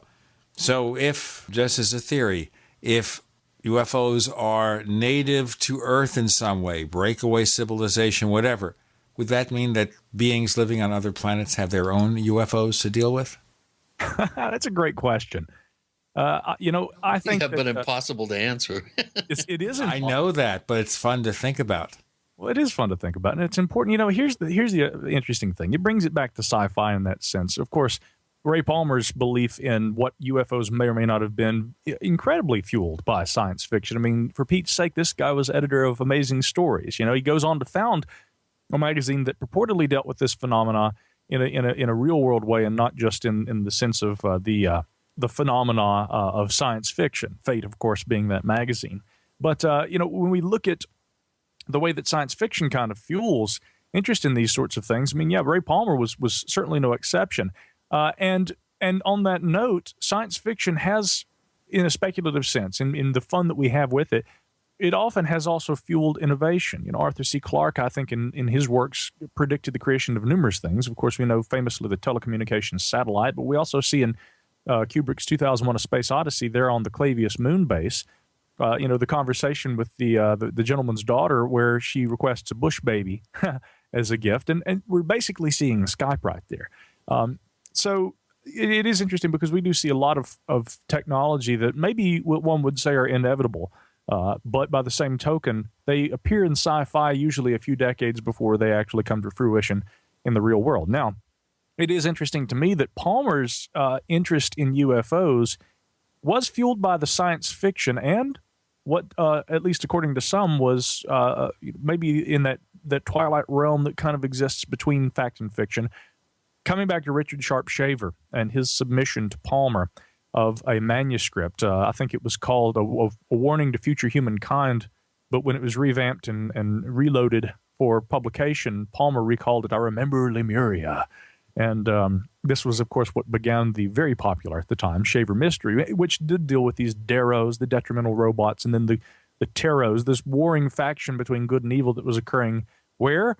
Underground, yes, in the hollow earth. Mankind has a long history of interest with the hollow earth, and with the belief that there were entrances to the hollow earth located perhaps in the polar extremities of our planet, and that they could be entered and traversed, and that presumably, therefore, maybe they were inhabited just as well. Whether or not this was an idea that just Shaver came upon, or if he had been influenced by something else, he seemed to interpret, mentally unstable though he was, there to be some truth to his belief in there being beings existing underground. And I think that he stated pretty explicitly in the years afterward, Ray Palmer, having spent time with Shaver, having gone to visit with him, stayed there with him at his house. I think Palmer was pretty convinced that the answer to the UFO phenomena lay in some of Shaver's theories. And yet, by the same token, as credulous as that idea may seem, it's interesting for a couple of reasons. Because, first of all, George Adamski's book that would later become no, what was the title of the book? Was it called, it wasn't Behind the Flying Saucers, was it? The one that was co-authored with Desmond Leslie? The Flying Saucers Have Landed. That's the one. Yeah, that's what I'm thinking of. Palmer said that manuscript had been submitted to him at Amazing Stories years beforehand, and that after the flying saucer craze broke, that he changed, I believe the character's name was Orthon, I think, and the flying saucer that he lands in. And it had initially just been a more kind of a generic spaceship, and it had been Jesus Christ himself piloting it in the manuscript, the pre-saucer era manuscript, mind you, that was sent to Ray Palmer. And he talked about that on the Long John Nebel radio show. There's a recording of that interview that it can be found on YouTube today. You know, Palmer had said, I always have doubted George Adamski. I don't believe his stories at all, and here's why, which is pretty interesting because he absolutely believed, for some reason, in Shaver and Shaver's stories. Nonetheless, it led Palmer to the conclusion that UFOs, whatever they may be, were probably not interplanetary. It was this strange kind of cult of ideology, you know, between the idea of something from within the Earth and something from outside the Earth, the Adamskis versus the Shavers.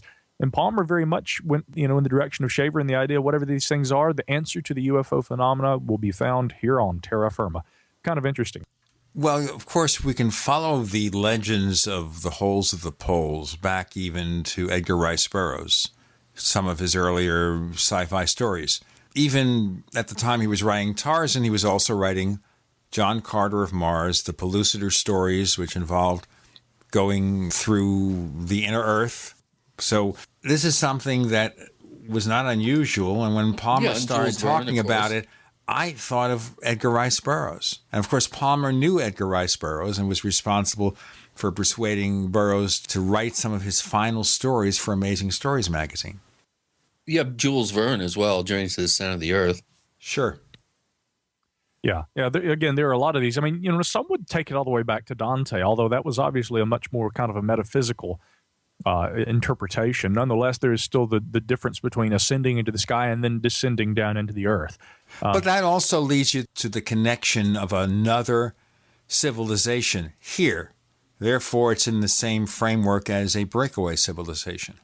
Right. You know, again, a breakaway civilization, I think by definition, I think Richard Dolan, when he first put that idea forward, it certainly was fueled by the idea that there have been, you know, special programs, privately or secretly funded in some way, whether that be through black budgets or, again, the idea that there may be, and it's funny because I often hear people say, well, what kind of a group, what kind of anybody would have that kind of funding? You know, what kind of an extra governmental group would have enough money to be able to fund something so large? But I wouldn't rule that possibility out in the least. And, you know, there have been a number of interesting proponents of the possible funding mechanisms underlying a so-called breakaway civilization, which is kind of, despite her background, I guess, in business and finance, it's kind of brought the character known, I shouldn't say character, I have a lot of respect for this individual, but Catherine Austin Fitts.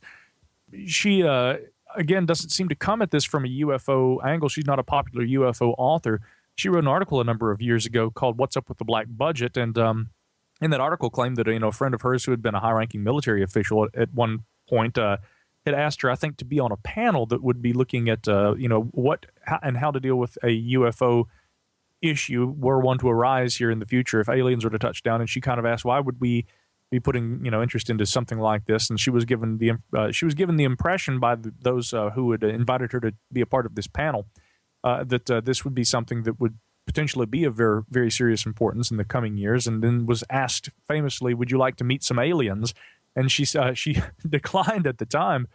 It's interesting because now I'm seeing that a lot of people actually cite Catherine Austin Fitts, and she's made appearances at different events related to the idea of a breakaway civilization. And more people who are not directly related to the UFO field of study, ufology as it were, are kind of finding their way into it because there do seem to be parallels that emerge. Joseph Farrell is one, Peter Levenda, who I spoke with recently, and a fascinating guy. Most of his research has to do with the Nazi occult mythos, but he actually reached out to me a while back because I was looking at some of these, you know, stories from Latin American countries, especially that have to do with UFOs. He had been to Chile in the 1970s and had actually visited a place in 1979 called Colonia Dignidad. And it's one of many instances where we see evidence of Nazis having escaped to South America. There are some, you know, threads that seem to suggest that there are technological components to some of that. And I think that this kind of area of thought. I know Joseph Farrell has even written in his books, although he brings up things that are very closely related to UFOs. Farrell told me a few years ago UFOs aren't a primary interest of him, but he, to an extent, has almost had to get involved in certain areas of UFO research because of, he said, their relation to other things that he is interested in, which primarily has to do with, black budget funding and financial streams maybe coming from behind the scenes. Some of this he actually ties back to the Nazis and post-World War II operations that some of them may have been involved with.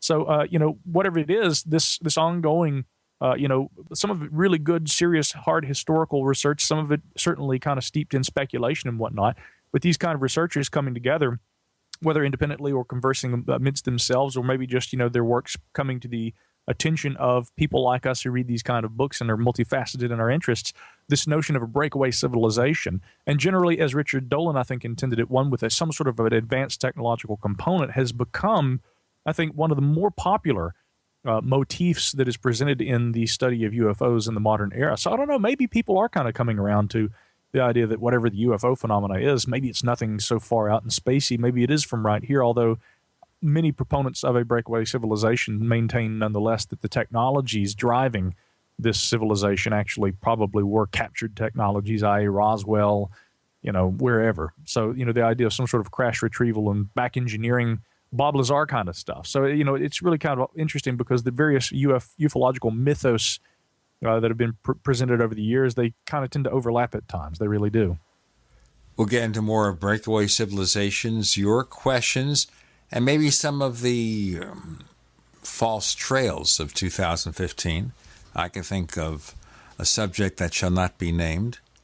I don't know if Mike, I think, knows what we're talking about. With Gene and Chris, you're in the Paracast.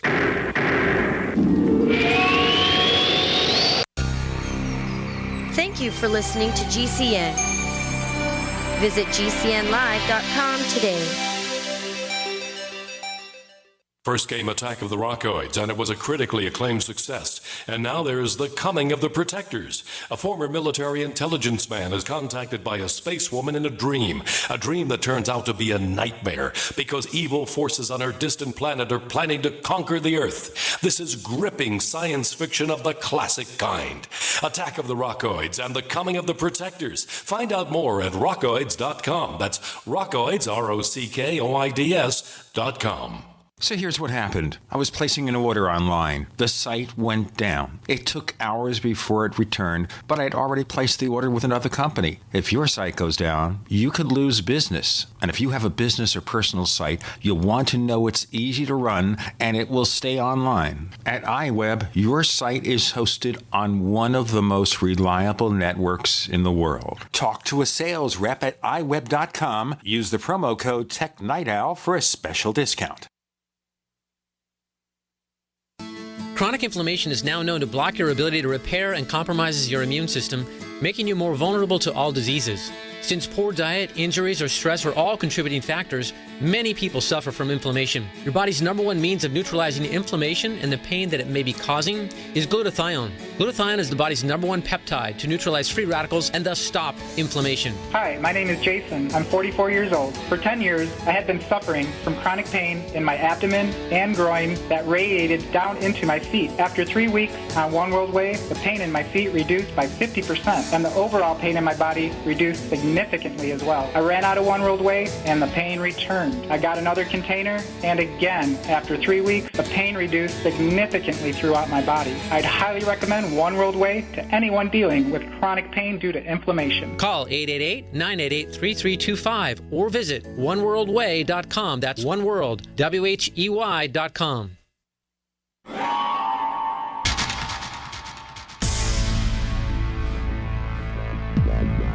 Welcome back to the Paracast, the gold standard of paranormal radio. And now, here's Gene Steinberg.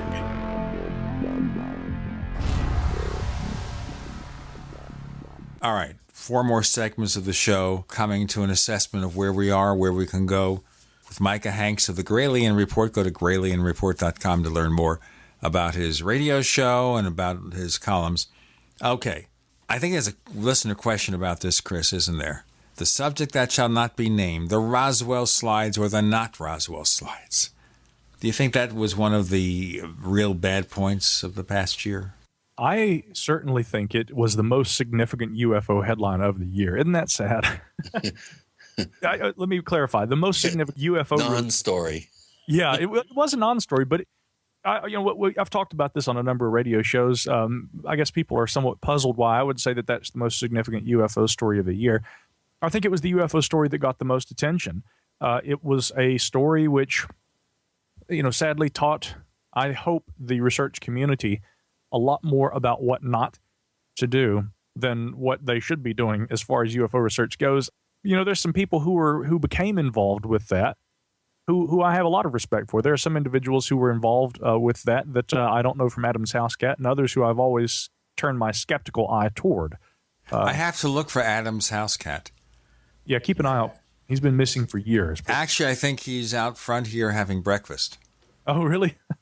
There is a cat that has decided to hang out here, outside. His location has finally been triangulated. Well, that's good to know. Okay. Adam, your house cat is here. Well, but that said, we'll take a reward. Yes. Yes, exactly. For more information about Adam's House Cat, contact Gene Steinberg at the Paracast. Better yet, post it in forums.theparacast.com. But I would maintain, again, that it was a significant story. It taught us a lot about what not to do.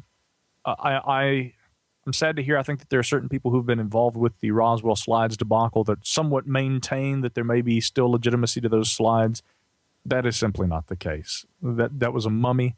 The thing, the deblurring technology at our disposal today has conclusively shown, I think, that it was actually kept. What was it? The Mesa Verde notes, I think, from I can't remember the year, but published specifically, even the name of the individual, where it had been found, and who it was on loan to the museum from. And that's that. But again, there was some good research that came out of it. And I was very proud that even before the official release of the slide in question came about, independent researchers, Greg Bishop, Paul Kimball, Nick Redfern, have been working with them, and there were a number of others just as well, that had come to a determination within 24 hours. And so what it shows, coming back to something you said earlier, Chris, we need more transparency. Now, in terms of government, the United States, I think, can learn the most from other nations when it comes to transparency on these kind of issues, study of UFOs and anomalous phenomena. But I think that by the same token, even on the civilian level, when there is transparency and there isn't information withheld from the public, we might be able to move forward, because I think that there are people in positions of technological proficiency, people with certain skill sets that may not necessarily be directly involved in the UFO phenomena, that if asked or if put in a position where they had certain data in front of them, a lot of these old cases, maybe some more recent cases too, we may come to new determinations about them. And so I think the need for secrecy, while important maybe at times, is lessened and diminished, and the Roswell slides affair was a good evidence of that. I'm still trying to plumb my sources here at the Yavapai Cultural Center to get in the back door and pull some DNA evidence and maybe a selfie with the little mummy guy. One thing that I just continually am, whenever that subject came up, I was just shocked that nobody brought up that the thing obviously had been in the ground, or had been, for many years had been in a state of desiccation. And if this was from 1947, there's no way in the space of a year or less that body could have ended up looking like that. I mean, that was one thing that nobody hardly ever mentioned, which to me just totally trashed any sort of possible believability about it being something from Roswell, because it just looked too old. It had been obviously dead for a long, long time. Interesting point, though. That's because you, being a person who I think has spent a lot of time in museums and been out west and whatnot, most of your life, and have spent some time around mummified bodies and the like, presumably, I know, having read some of your books, you would recognize a mummy. And I don't mean to diminish the intelligence of anyone involved in that affair, but I mean, for most of us, it was obviously a mummy. I think when people get too UFO-centric in their thoughts and their attitudes, they may not have recognized it as what it was so obviously to other people, and therefore, rather than resembling a mummy and a desiccated body, it looked like something that might not have been human. in which case any mummy would look alien to that kind of a mindset. It seems absurd to you or I, but again, I think that it's important that people have a broad, and yes, they need to have an educated background to be able to make those determinations. Of course, it was obvious to you, but you know what a mummy looks like. Right. Well, I know what a body looks like after it's been in a desert environment for an extended period of time. I mean, it becomes naturally mummified, not with some sort of a Egyptian process where they embalm the bodies with particular types of oils and herbs and that sort of thing. This body obviously had been in a very dry desert environment for quite some time. It was obvious to me. And if it was from 1947, then that totally trashes any sort of connection to an event from that year. But I do still, I'm letting the furor kind of wane a little bit around this, and it is kind of fading, I think, fairly fast now. And I do have a couple of connections with the Yavapai, and I'm still hoping to get in there. I mean, it's literally a half a mile away from me. So I do, through the grapevine, I heard that some TV show showed up unannounced and tried to get access, and they were kind of laughed out of the building. So anyway, I think your point is well taken that, if any good comes from this whole episode, it is, again, as you put it, the kind of a reminder of how not to do things. Yeah, absolutely. And that's a point well taken, I might add. We're going to go on to another couple of questions here. Here's a good one that I don't think we've ever asked you this, but I think this is a good question to ask, and basically it's asking Technomage, who again has been a longtime member of forum.theparacast.com, where he asks questions of our guests, and he's asking which case or cases have you conducted extensive research on and concluded that a paranormal explanation is the only logical one. And knowing how meticulous you are with your investigative work, I'm going to be very interested to hear your answer. Well, I've got to be honest. I've never come to the conclusion with anything that I've tried to undertake any serious, rigorous study in relation to. I've never come to the conclusion that, oh my God, there's just no answer. This is something not of this world. This is something paranormal. I don't think that and I hope that this doesn't disappoint anybody, but I don't think that, my mind gravitates toward, trying to say that there's an unsolvable element to any of this. That doesn't mean that there are not phenomena which currently our understanding of, or a level of sophistication in relation to science and technology. It doesn't mean that there aren't certain phenomena that extend beyond that. But, with the acquisition of new information, presumably we will understand these things. In one case I looked into some time ago, and I'll mention this one because it is discussed in my book, The UFO Singularity, and so that can be referenced by people, which, makes me so sick that, there have been people who really don't understand what that book, I think, was about. Again, I was trying to examine UFO literature and kind of compare that with the idea of artificial intelligence, which is the theme throughout that book that is addressed. And one skeptical blogger had referred to that book as being about aliens who time travel from the future and other made-up ideas. And I'm just thinking that he hadn't read the book, and I know that for a fact. And it just goes to show the dismissive attitude that people have. Again, I think that culturally, and also much through the lens of science fiction, there was a lot of reference to science fiction in that book. It was a thought experiment in now analyzing, motifs that are present and have remained present in UFO literature. Let's do a little bit more thought experimenting, and then we'll get back with Micah Hanks of the Gralien Report with Gene and Chris. You're in the Paracast.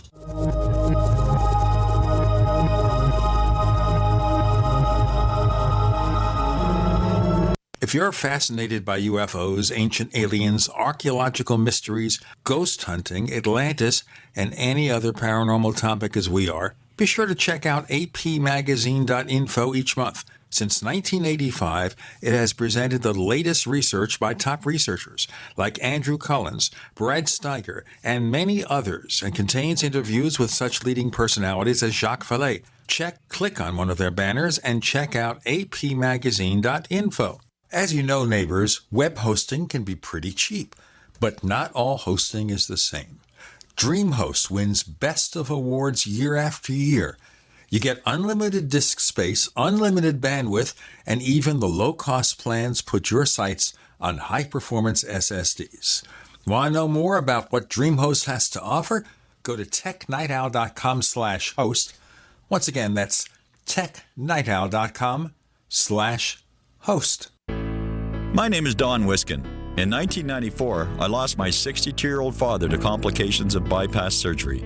In 1977, my 44-year-old brother was found dead in his apartment. He suffered a heart attack. In January of 98, my mother had a stroke and passed away in her bed. 21 days later, my 53-year-old brother passed away on his arrival to the hospital. He waited too long. In June that same year, I almost joined them at 42.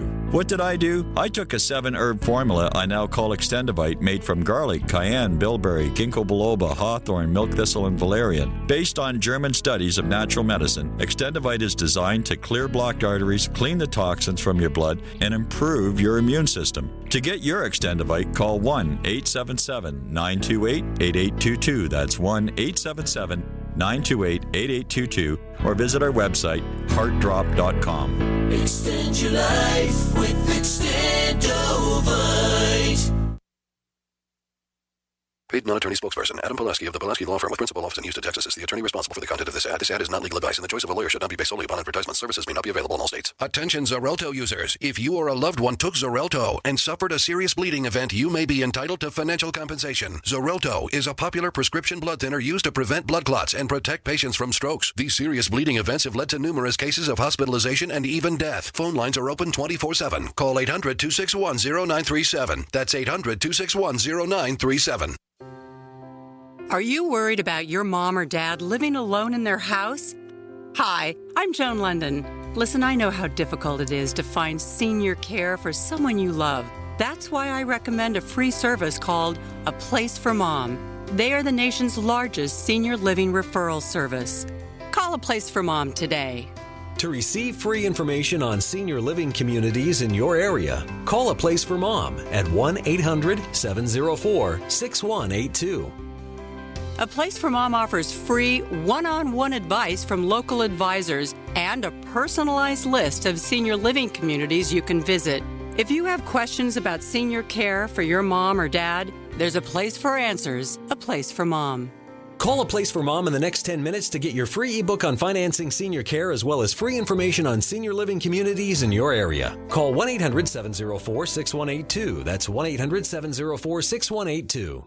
We use mobile devices right against our bodies every day, but growing scientific evidence has emerged showing serious health risks associated with exposure to EMF radiation emitted from these devices. The solution is Defender Shield, the most effective mobile radiation shielding ever developed. Defender Shield blocks virtually 100% of EMF radiation from cell phones, tablets, and laptops, and starts at just $64.99. Buy now at DefenderShield.com. For 10% off, use promo code GCN. DefenderShield.com, the worldwide leader in mobile radiation shielding. We'd like to hear from you. If you have a comment or question about the Paracast, send it to news@theparacast.com. That's news@theparacast.com. And don't forget to visit our famous Paracast community forums at forum.theparacast.com. Looks like he's got the filter microphone working there. Chris O'Brien, he'll soon be the shadow. Micah Hanks is with us. Thought experiments indeed, like crypto-terrestrials from Mac Tonys. Of course, that's a way to get away with something, too. You say, well, I didn't really mean this. It's just a thought experiment.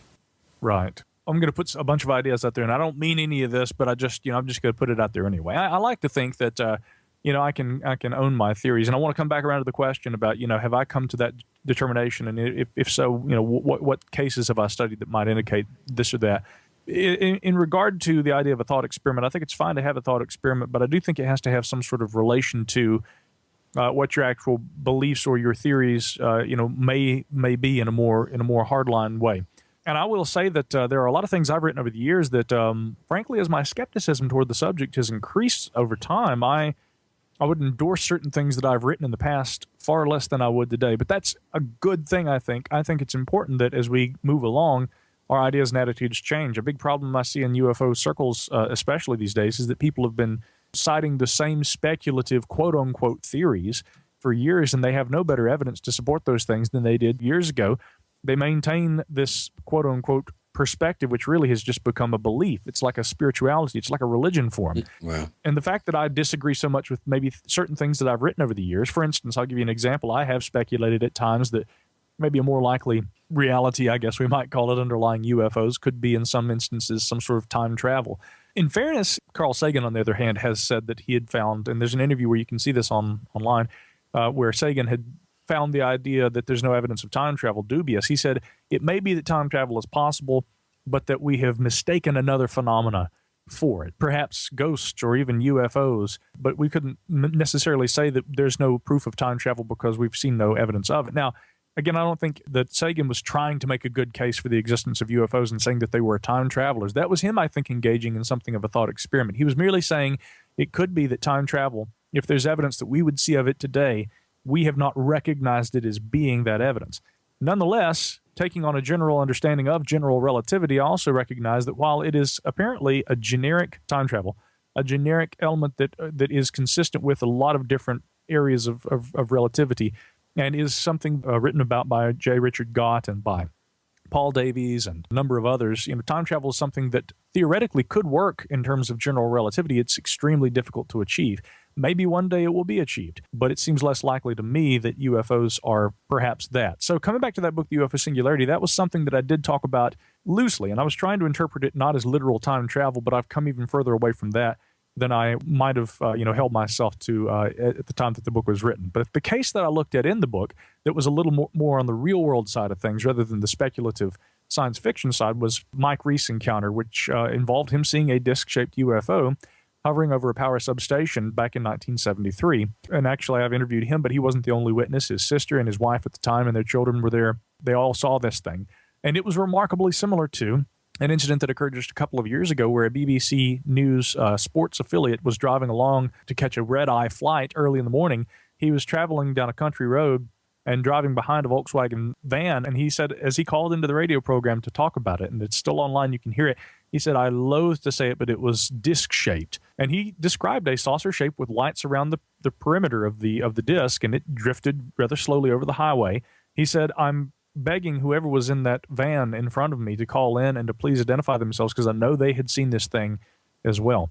And so these craft appear to still be seen today, and it's interesting because we do have the idea of a flying saucer that during the Blue Book years, Edward Ruppelt had said, we really should start calling these things UFOs. Unidentified flying object is a better catch-all because they aren't all disc-shaped, but some UFO reports and rather credible observations do involve disc-shaped or roughly disc-shaped craft. That's what was seen in 1973 by Mike Reese, but after we traveled to the location and we took photographs, and people said, Micah, that was 1973. Why would you study something that happened back then? Well, I felt I had a credible multiple witness encounter, and I was interested in getting as much information about what they said that they saw. One thing they described that was interesting to me was they said that it looked like a white light when they saw it off in the distance, but as it was hovering over the road, Mike distinctly remembered, he said that the lights were blue, green, and red. And of course, we know that the additive color theory of light is that, when you combine those three primary colors of light, you get white light. And it seemed to indicate to me that from a distance, it may have been the case that perhaps this object was spinning or some other kind of mechanism was causing the blending of light coloration to appear white from a distance. And so that told us something about the possible mode in which the craft moved. But he had already said that the lights seemed to be moving in sequence around, which gave the impression that there was like a centrifuge or that the craft itself was actually rotating or turning. And I said, this is interesting, but having actually observed this thing, did you get the impression that this thing was something so far out that it couldn't have been human? He said, my gut tells me that there were people on board that craft. This didn't look like something that couldn't have been built on Earth. It's just not a technology that is known to exist on Earth. And that's, again, where I have to stand. When you dig into these kind of cases, I haven't found compelling evidence that what we're dealing with is something that could not be from Earth. But if it is from Earth, the important point we have to make is that it is not any kind of known technology. Whereas modern scientists, many physicists would say that what is described in UFO reports really is something that could not exist in accordance with the laws of physics. Now, that may be a bit more of a stretch than to say that these things could be here from Earth, rather than being alien to me, which is kind of funny because as you see the different warring factions, you can get to a point of skepticism to where you rule out any possibility whatsoever because it just doesn't seem to conform to your worldview and your knowledge of science and mechanics. Whereas on the opposite extreme, we see people saying the exact same thing, and therefore it must be alien. Somewhere in the middle, maybe the possibility does exist that there is technology and that there are phenomena that people do see from time to time, but that they are perhaps more real and tangible to this world than people are willing to consider. Yeah, good point. And some of the older cases that haven't been thoroughly investigated and researched, I think are worthy of this, especially cases from that seminal year of 73 when one of the most extensive UFO waves on record occurred worldwide, not only in the United States and the Midwest and on the river valleys of the Midwest and Southeast, but it was a global event. And that's right when the Vietnam War was winding up. And, of course, Watergate was happening. There was a lot of interesting cultural things that were going on subsequently to that. So, I agree that some of these older cases, for some of you new aspiring investigators out there, if you stumble on what appears to be a good case, just because it's from the past doesn't mean that it's not as relevant as a case that happened last week. I think a lot of very good information can be obtained from some of these older cases. And Micah, you just gave a classic example of how to go about doing that. And it does take some work. If it goes back too far, obviously people aren't going to be around to talk to. So get on your hobby horses. Well, to be fair, there would be people who would say, no. Seriously, you're not going to find any evidence of radiation. You're not going to find any kind of marks, any kind of satellite imagery or any kind of thermal anything that's going to be used. Physical evidence, but and that's what many would say is that if you're looking at something that's decades old, you're not going to learn anything. Now, what I felt was different about, for instance, the story that Mike told me in Mike Reese's encounter, he describes again characteristics that involve the light, the apparent rotation of the craft, the fact that it was hovering over a power substation, which is a recurring motif in a lot of different UFO observations over the years. The fact that there had been other reports of an object seen because it passed over the what would the interstate be there? I don't recall, but this was just south of Atlanta, Georgia. More to come with Micah Hanks and Gene and Chris. You're in the Paracast.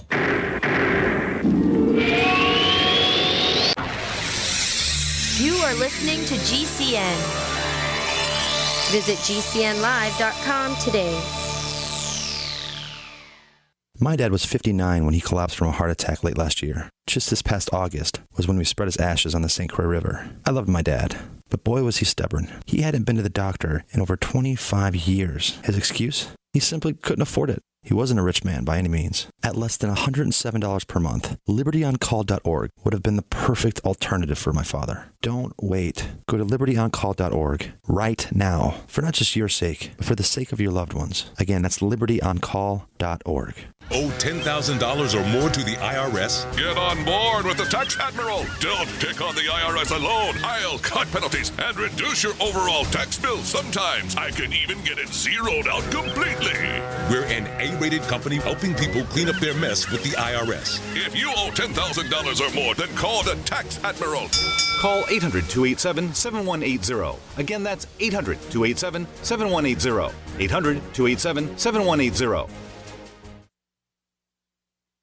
Don't complain about your cable bill going up and up and up. Do something about it. Grab a pencil and jot down this special number, 1-855-905-MY-TV. The more cable TV rates go up, the better digital satellite TV looks. Say goodbye to the cable guy and get more of your favorite channels in 100% digital quality for less money. Call 1-855-905-MY-TV. Sign up for packages starting as low as $19.99, and there's no equipment to buy. You get free HD TV upgrade, a free DVR upgrade, and free professional installation.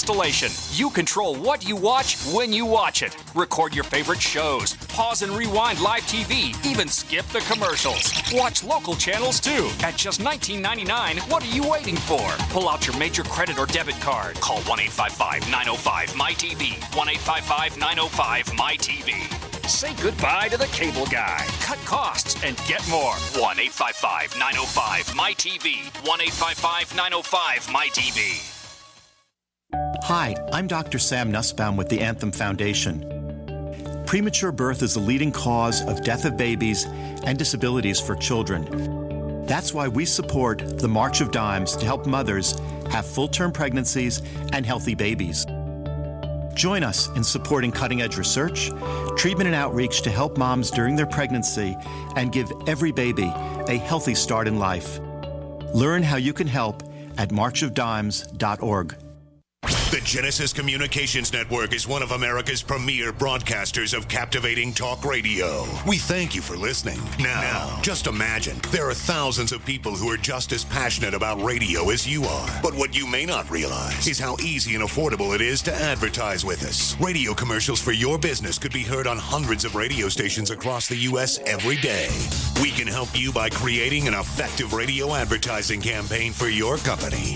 From script writing to producing your commercial, just like the one you're listening to right now. No other network provides the level of customer service we do. When it comes to radio advertising, we are your one-stop shop. And no matter how big or small your business is, we can help. Email us at advertise@gcnlive.com, and an experienced advertising executive will help you take the first step towards driving more customers to your business or website. Advertise@gcnlive.com. Easy, affordable, effective. A lot of people's lives and bodies are out of balance. AlkaVision Plasma pH drops optimize pH level and get rid of harmful waste and acid. Just a few drops in water restores vibrance and energy and gets you back in balance. Now order 2 bottles and get $10 off your order. Sign up for monthly auto shipping and save 25%. Call 800-518-7615 or visit alkavision.com. Alkalize your body. Supercharge your health at alkavision.com. This is Jerome Clark, author of the UFO Encyclopedia and other books. You're listening to the Paracast.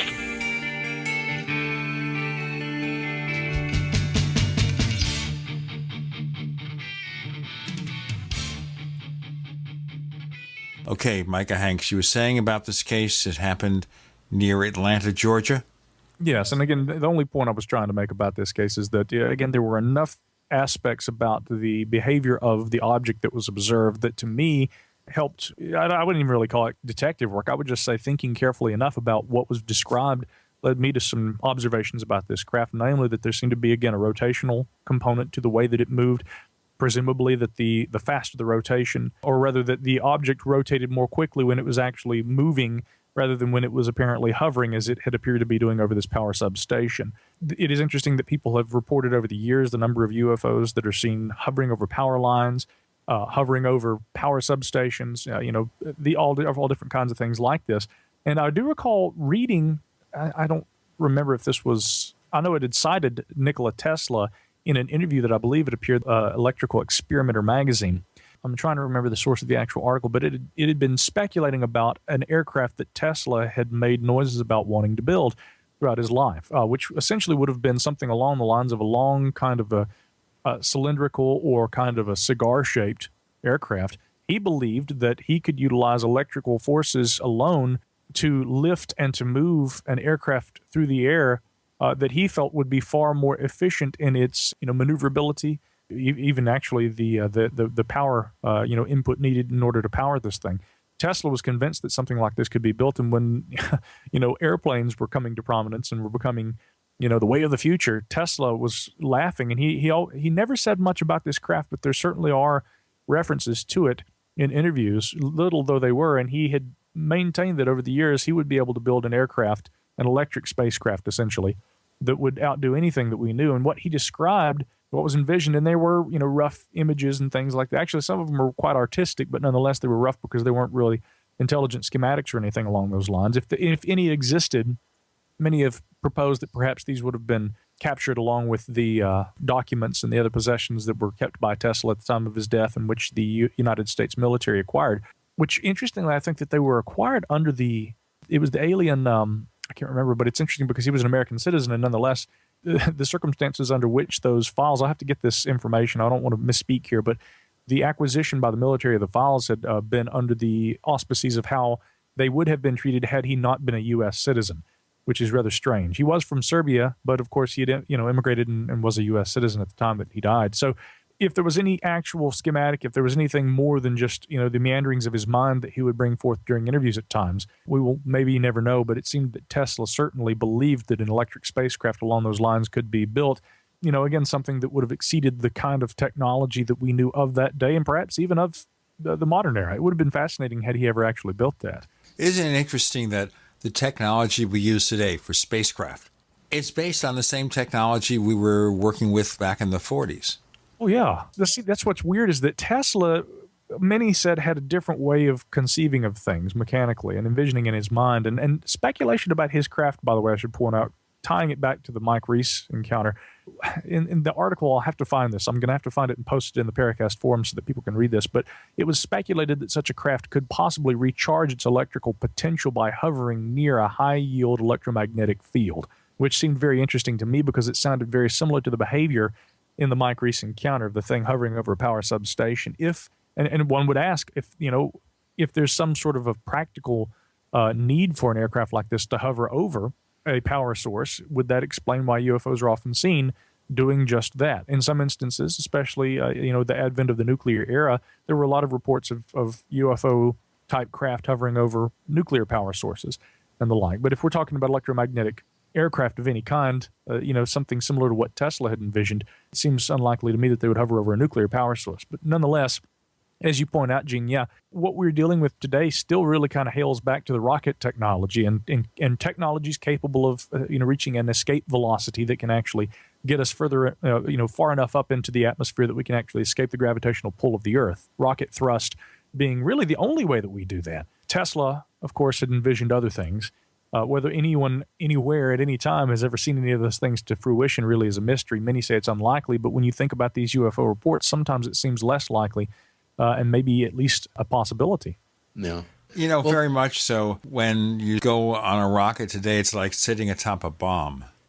Well, it goes back to medieval China. I mean, hello, the invention of gunpowder and rockets goes all the way back to, I don't know, the 5th or 6th century in China. Of course, they were just used for entertainment back then. They weren't weaponized like as it was later and then used as a kind of a stepping off point for rocket technology. But we could get into a bunch of stuff and talk about Jack Parsons and solid fuel, and it dovetails into a whole nother show that we're going to have Micah back on. But I wanted to kind of shift gears a little bit here. And we've been seeing more and more talk of black-eyed children, Slender Man, which seem to be modern sort of urban myths that are almost manifesting themselves in peculiar ways. But here's one Wade wants to know. Of course, Wade's been a long-time poster at forum.theparacast.com. He's just passed the 4,000 post mark, I must say. He's up there in posts. He wants to know about the clown phenomena. Is it more than just a bunch of pranksters, somebody creating a cultural meme and people disguising themselves because of their criminal intent? Now, I'm assuming he's talking about these crazy clowns that are seen driving around and peeking in windows, and not the current crop of Republican potential nominees for the presidency of the country. Because if you're talking about clowns, it's hard not to go in that direction. Before you continue, let me just tell Mike, if you haven't heard this, I paraphrase the phrase from one of Charles Fort's book, "A Procession of the Damned," and I call them a procession of the dumb. Go ahead, Chris. So yeah, that was my my little sort of op-ed opportunity there. But then Flatwoods has another question too that kind of dovetails from that little sort of non sequitur. 2 words: disclosure, Trump. First of all, let's talk about the clowns. I mean, what's up with these guys? I mean, of course, the clown is a modern personification of the trickster archetype, but we don't want to go there. What do you think? I mean, I've seen some pretty spooky photographs online of clowns in cars, and it's just it's becoming more and more frequent. People claiming that these really sinister clowns are lurking about. What do you make of that?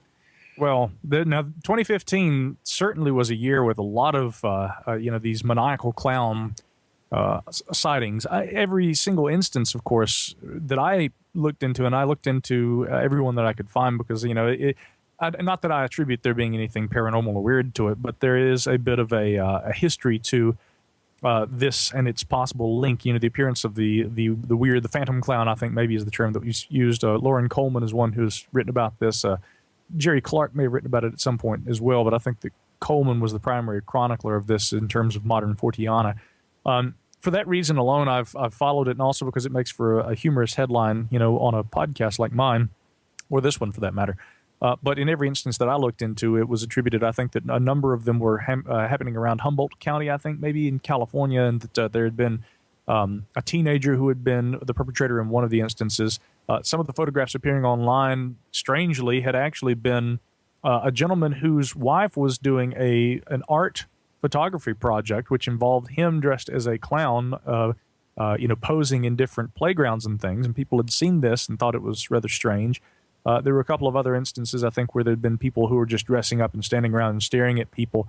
One of the incidents, I think, had been identified as an individual who had been inspired somewhat by a character that appeared recently on the television program American Horror Story.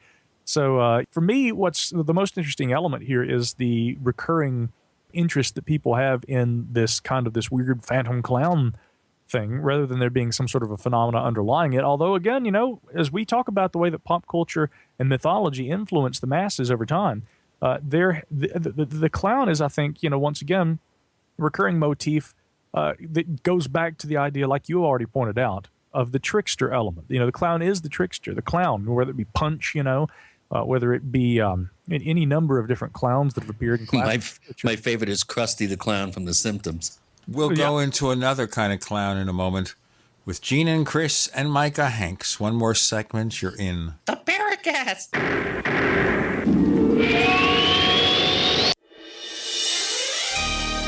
Thank you for listening to GCN. Be sure to visit GCNlive.com today. Graphic Converter is the image manipulation tool for the rest of us. It does not use any database. You get full control of all your files. Want to view the images of a folder? Drag it into Graphic Converter and a powerful browser opens up to show your image files. You could use it for slideshows. You could use it to import images from digital cameras or from scanners. Need to do some image editing? You can do that too in Graphic Converter. Also print catalogs. Convert from so many formats I can't even list them. Download now to see if Graphic Converter is good for you, like 1.5 million other users. Guess what? You could save money when you buy Graphic Converter. Use the coupon code NIGHTOWL. Use the coupon code NIGHTOWL to get a special price for Graphic Converter. Go to lemkesoft.com. That's LEMKE soft.com. lemkesoft.com. LEMKE soft.com. Removing bad taste and odor from your drinking water is easy. Removing the bad stuff you don't taste is what ProPure does best. Water the way nature meant it to be. Clean, crisp, and refreshing. See the complete line of ProPure countertop, inline, gravity, and household water filtration products. Visit your authorized ProPure dealer or ProPureUSA.com. That's ProPureUSA.com or call 800-544-3533. No other network provides the level of customer service we do. When it comes to radio advertising, we are your one-stop shop. And no matter how big or small your business is, we can help. Email us at advertise@gcnlive.com, and an experienced advertising executive will help you take the first step towards driving more customers to your business or website. Advertise@gcnlive.com. Easy, affordable, effective. Rainier Distillers designs and builds custom copper stills for home purification of water, distilling alcohol, essential oils, cannabis oil, and ethanol fuel. Use these distillers at home to remove all those nasty chemicals that are added to your public drinking water by fluoridation, resulting in pure, safe drinking water for you and your family. Call RainierDistillers.com at 360-446-8998 and check out their website at RainierDistillers.com, located in Seattle, Washington. Hi, Peter Vaccaro for ParanormalDate.com. Are you looking for love in all the wrong places? Now you have a chance to change that by signing up for free at ParanormalDate.com. This incredible dating site puts people of like minds together. People who are interested in the strange, the unusual, mysteries, ghosts, UFOs, and the afterlife, and so much more. ParanormalDate.com was developed for you, people seeking a viable alternative to the other dating services. You can join for free by going to ParanormalDate.com, and if you decide you like it and want to connect with people, use the code GEORGE for a substantial discount. Mark Rawlings, president of ParanormalDate.com, says so many people hunger to share their experiences about the paranormal, the unexplainable, or the afterlife, and so much more, and this is the source for them to meet and share that common interest. So sign up for free at ParanormalDate.com, ParanormalDate.com, and use the code GEORGE if you decide to connect with someone you like. No other network provides the level of customer service we do. When it comes to radio advertising, we are your one-stop shop. And no matter how big or small your business is, we can help. Email us at advertise@gcnlive.com, and an experienced advertising executive will help you take the first step towards driving more customers to your business or website. Advertise@gcnlive.com. Easy, affordable, effective. Hello, this is John Burroughs, one of the witnesses to the Rendlesham UFO incident. You're listening to the Paracast, the gold standard of paranormal radio.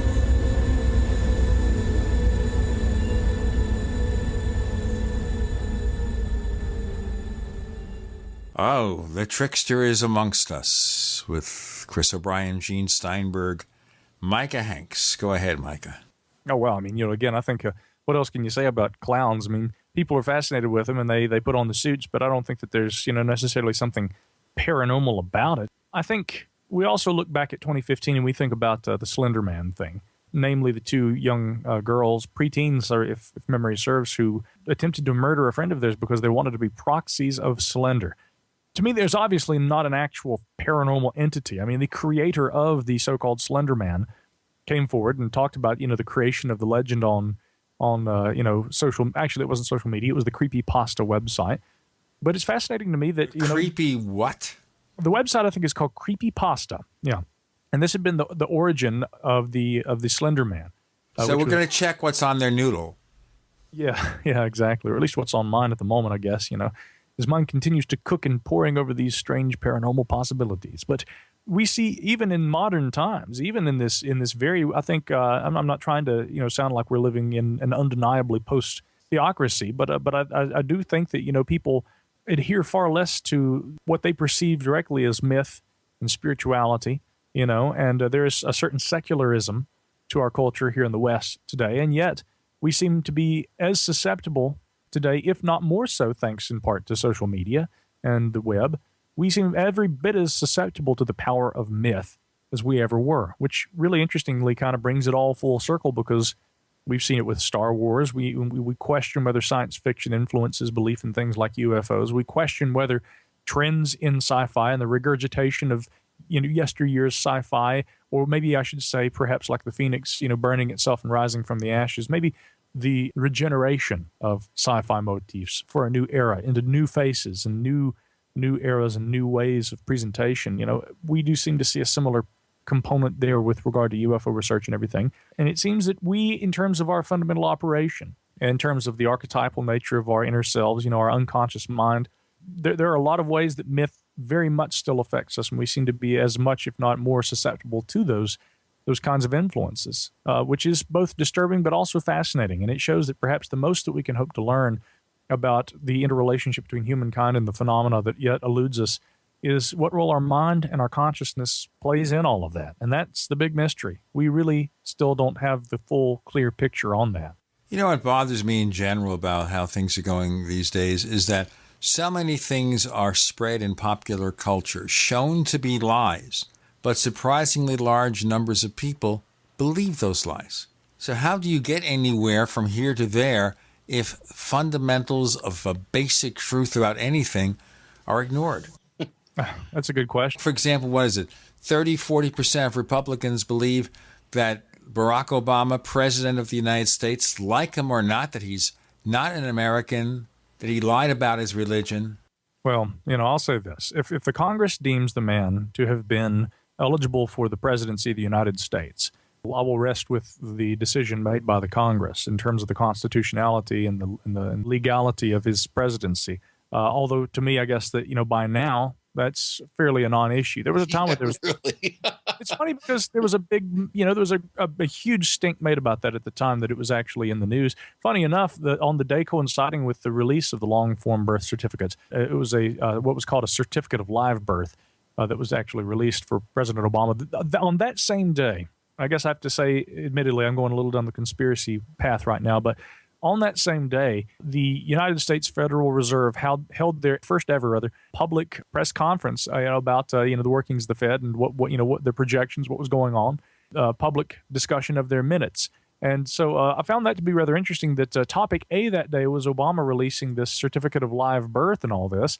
Whereas, on that same day, there was this historic press conference being held by the Federal Reserve that even the talk radio hosts here in Asheville were ignoring. And I was like, guys, have any of you read The Creature from Jekyll Island? Have any of you ever doubted the hijacking of the U.S. monetary system? Anyone who thinks that that's just a conspiracy theory, it doesn't have to be viewed as conspiracy. Again, think about it. Prior to the Second World War, no one would have said, oh, what, you mean withholding of taxes throughout the year and then we get a tax return? No one would have bought into that. But it was considered to be something that was a worthwhile endeavor, even a necessity during the Second World War in order to aid the war effort. Problem is, during that period, of course, when you kept your money and paid your taxes at the end of the year, whatever you held, you could keep in your bank or in a CD or whatever, and you could accrue interest on it throughout the year. You can't do that anymore, can you? Notice we never repealed that. We still have a progressive income tax where also, that money is withheld from you throughout the year. You don't get it back until the end of the year unless you're self-employed like me, but I still have to pay a fairly exorbitant rate. Nobody seems to question these things, forgotten from memory, and nobody wants to pay attention to it, even when the Fed goes and says, for the first time in history, we're going to make our private decisions somewhat public during a press release.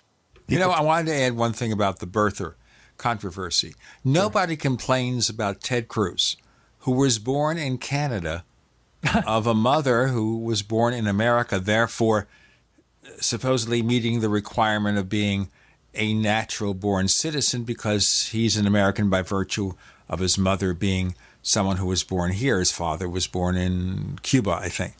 Now, even if Barack Obama's father, born in Kenya, and even if Barack Obama was born in Kenya and not in America, because his mother was an American citizen, born in America, the same logic would hold. Yeah, I think it was the same way for John McCain, if memory serves, or something. Right, but he was born on a U.S. military installation. That's right. That's different. Here we're talking about one person totally accepted who was not born in this country, but his mother was born in America. Right. Yeah. And therefore he's a citizen by virtue of that.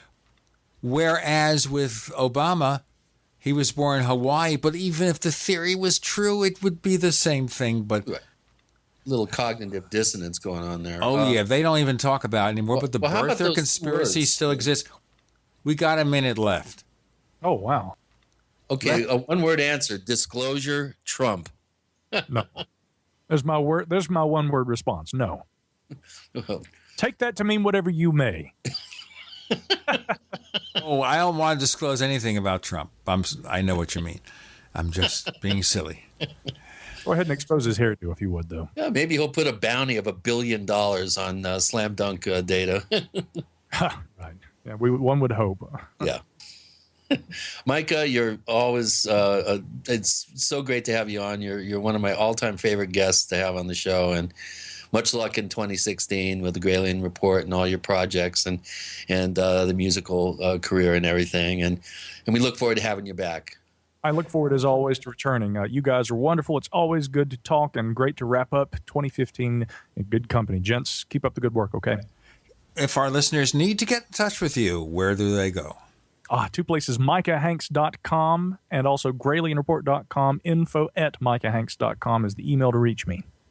You can find us on Twitter, where we're known as the Paracast. Look for the Paracast on Twitter. If you follow Facebook, which I just think is a messy place. My wife spends lots of time in Facebook, and the interface is from you-know-where. In any case, we have 2 Paracast fan clubs, and because of the peculiarities of Facebook, if we want to merge them into one, we have to kill the contents of the other. Can you imagine that? It's just foolish. I even sent a tech support request to Facebook about displaying the wrong icon on listings from our other radio show, The Tech Night Owl Live, and they never bothered to respond. Maybe they're off for a couple of years because they stayed over because of the holidays. We have that other special feature of the show called the Paracast Plus. Go to plus.theparacast.com, plus.theparacast.com. It's where you subscribe and get the ad-free version of this show. We ditch 41 minutes of network commercials. We offer the After the Paracast podcast exclusive to Paracast Plus subscribers. It's wrap-up, it's color commentary, it's special interviews. We never know from one show to the next what's going to happen, and sometimes it gets pretty wild and pretty woolly, especially when one or both of us is a little bit frustrated about the state of anything. We'll express it there. For long-term subscriptions, we still have the free ebooks. So check it out. Go to plus.theparacast.com. Once again, that's plus.theparacast.com. Subscribe month to month. Subscribe for a year, 5 years, or lifetime. So when I'm walking on the cane and in the wheelchair and can't keep up, we'll still be here somehow, some way. Micah Hanks, thanks for joining us on the Paracast. Always a pleasure, guys.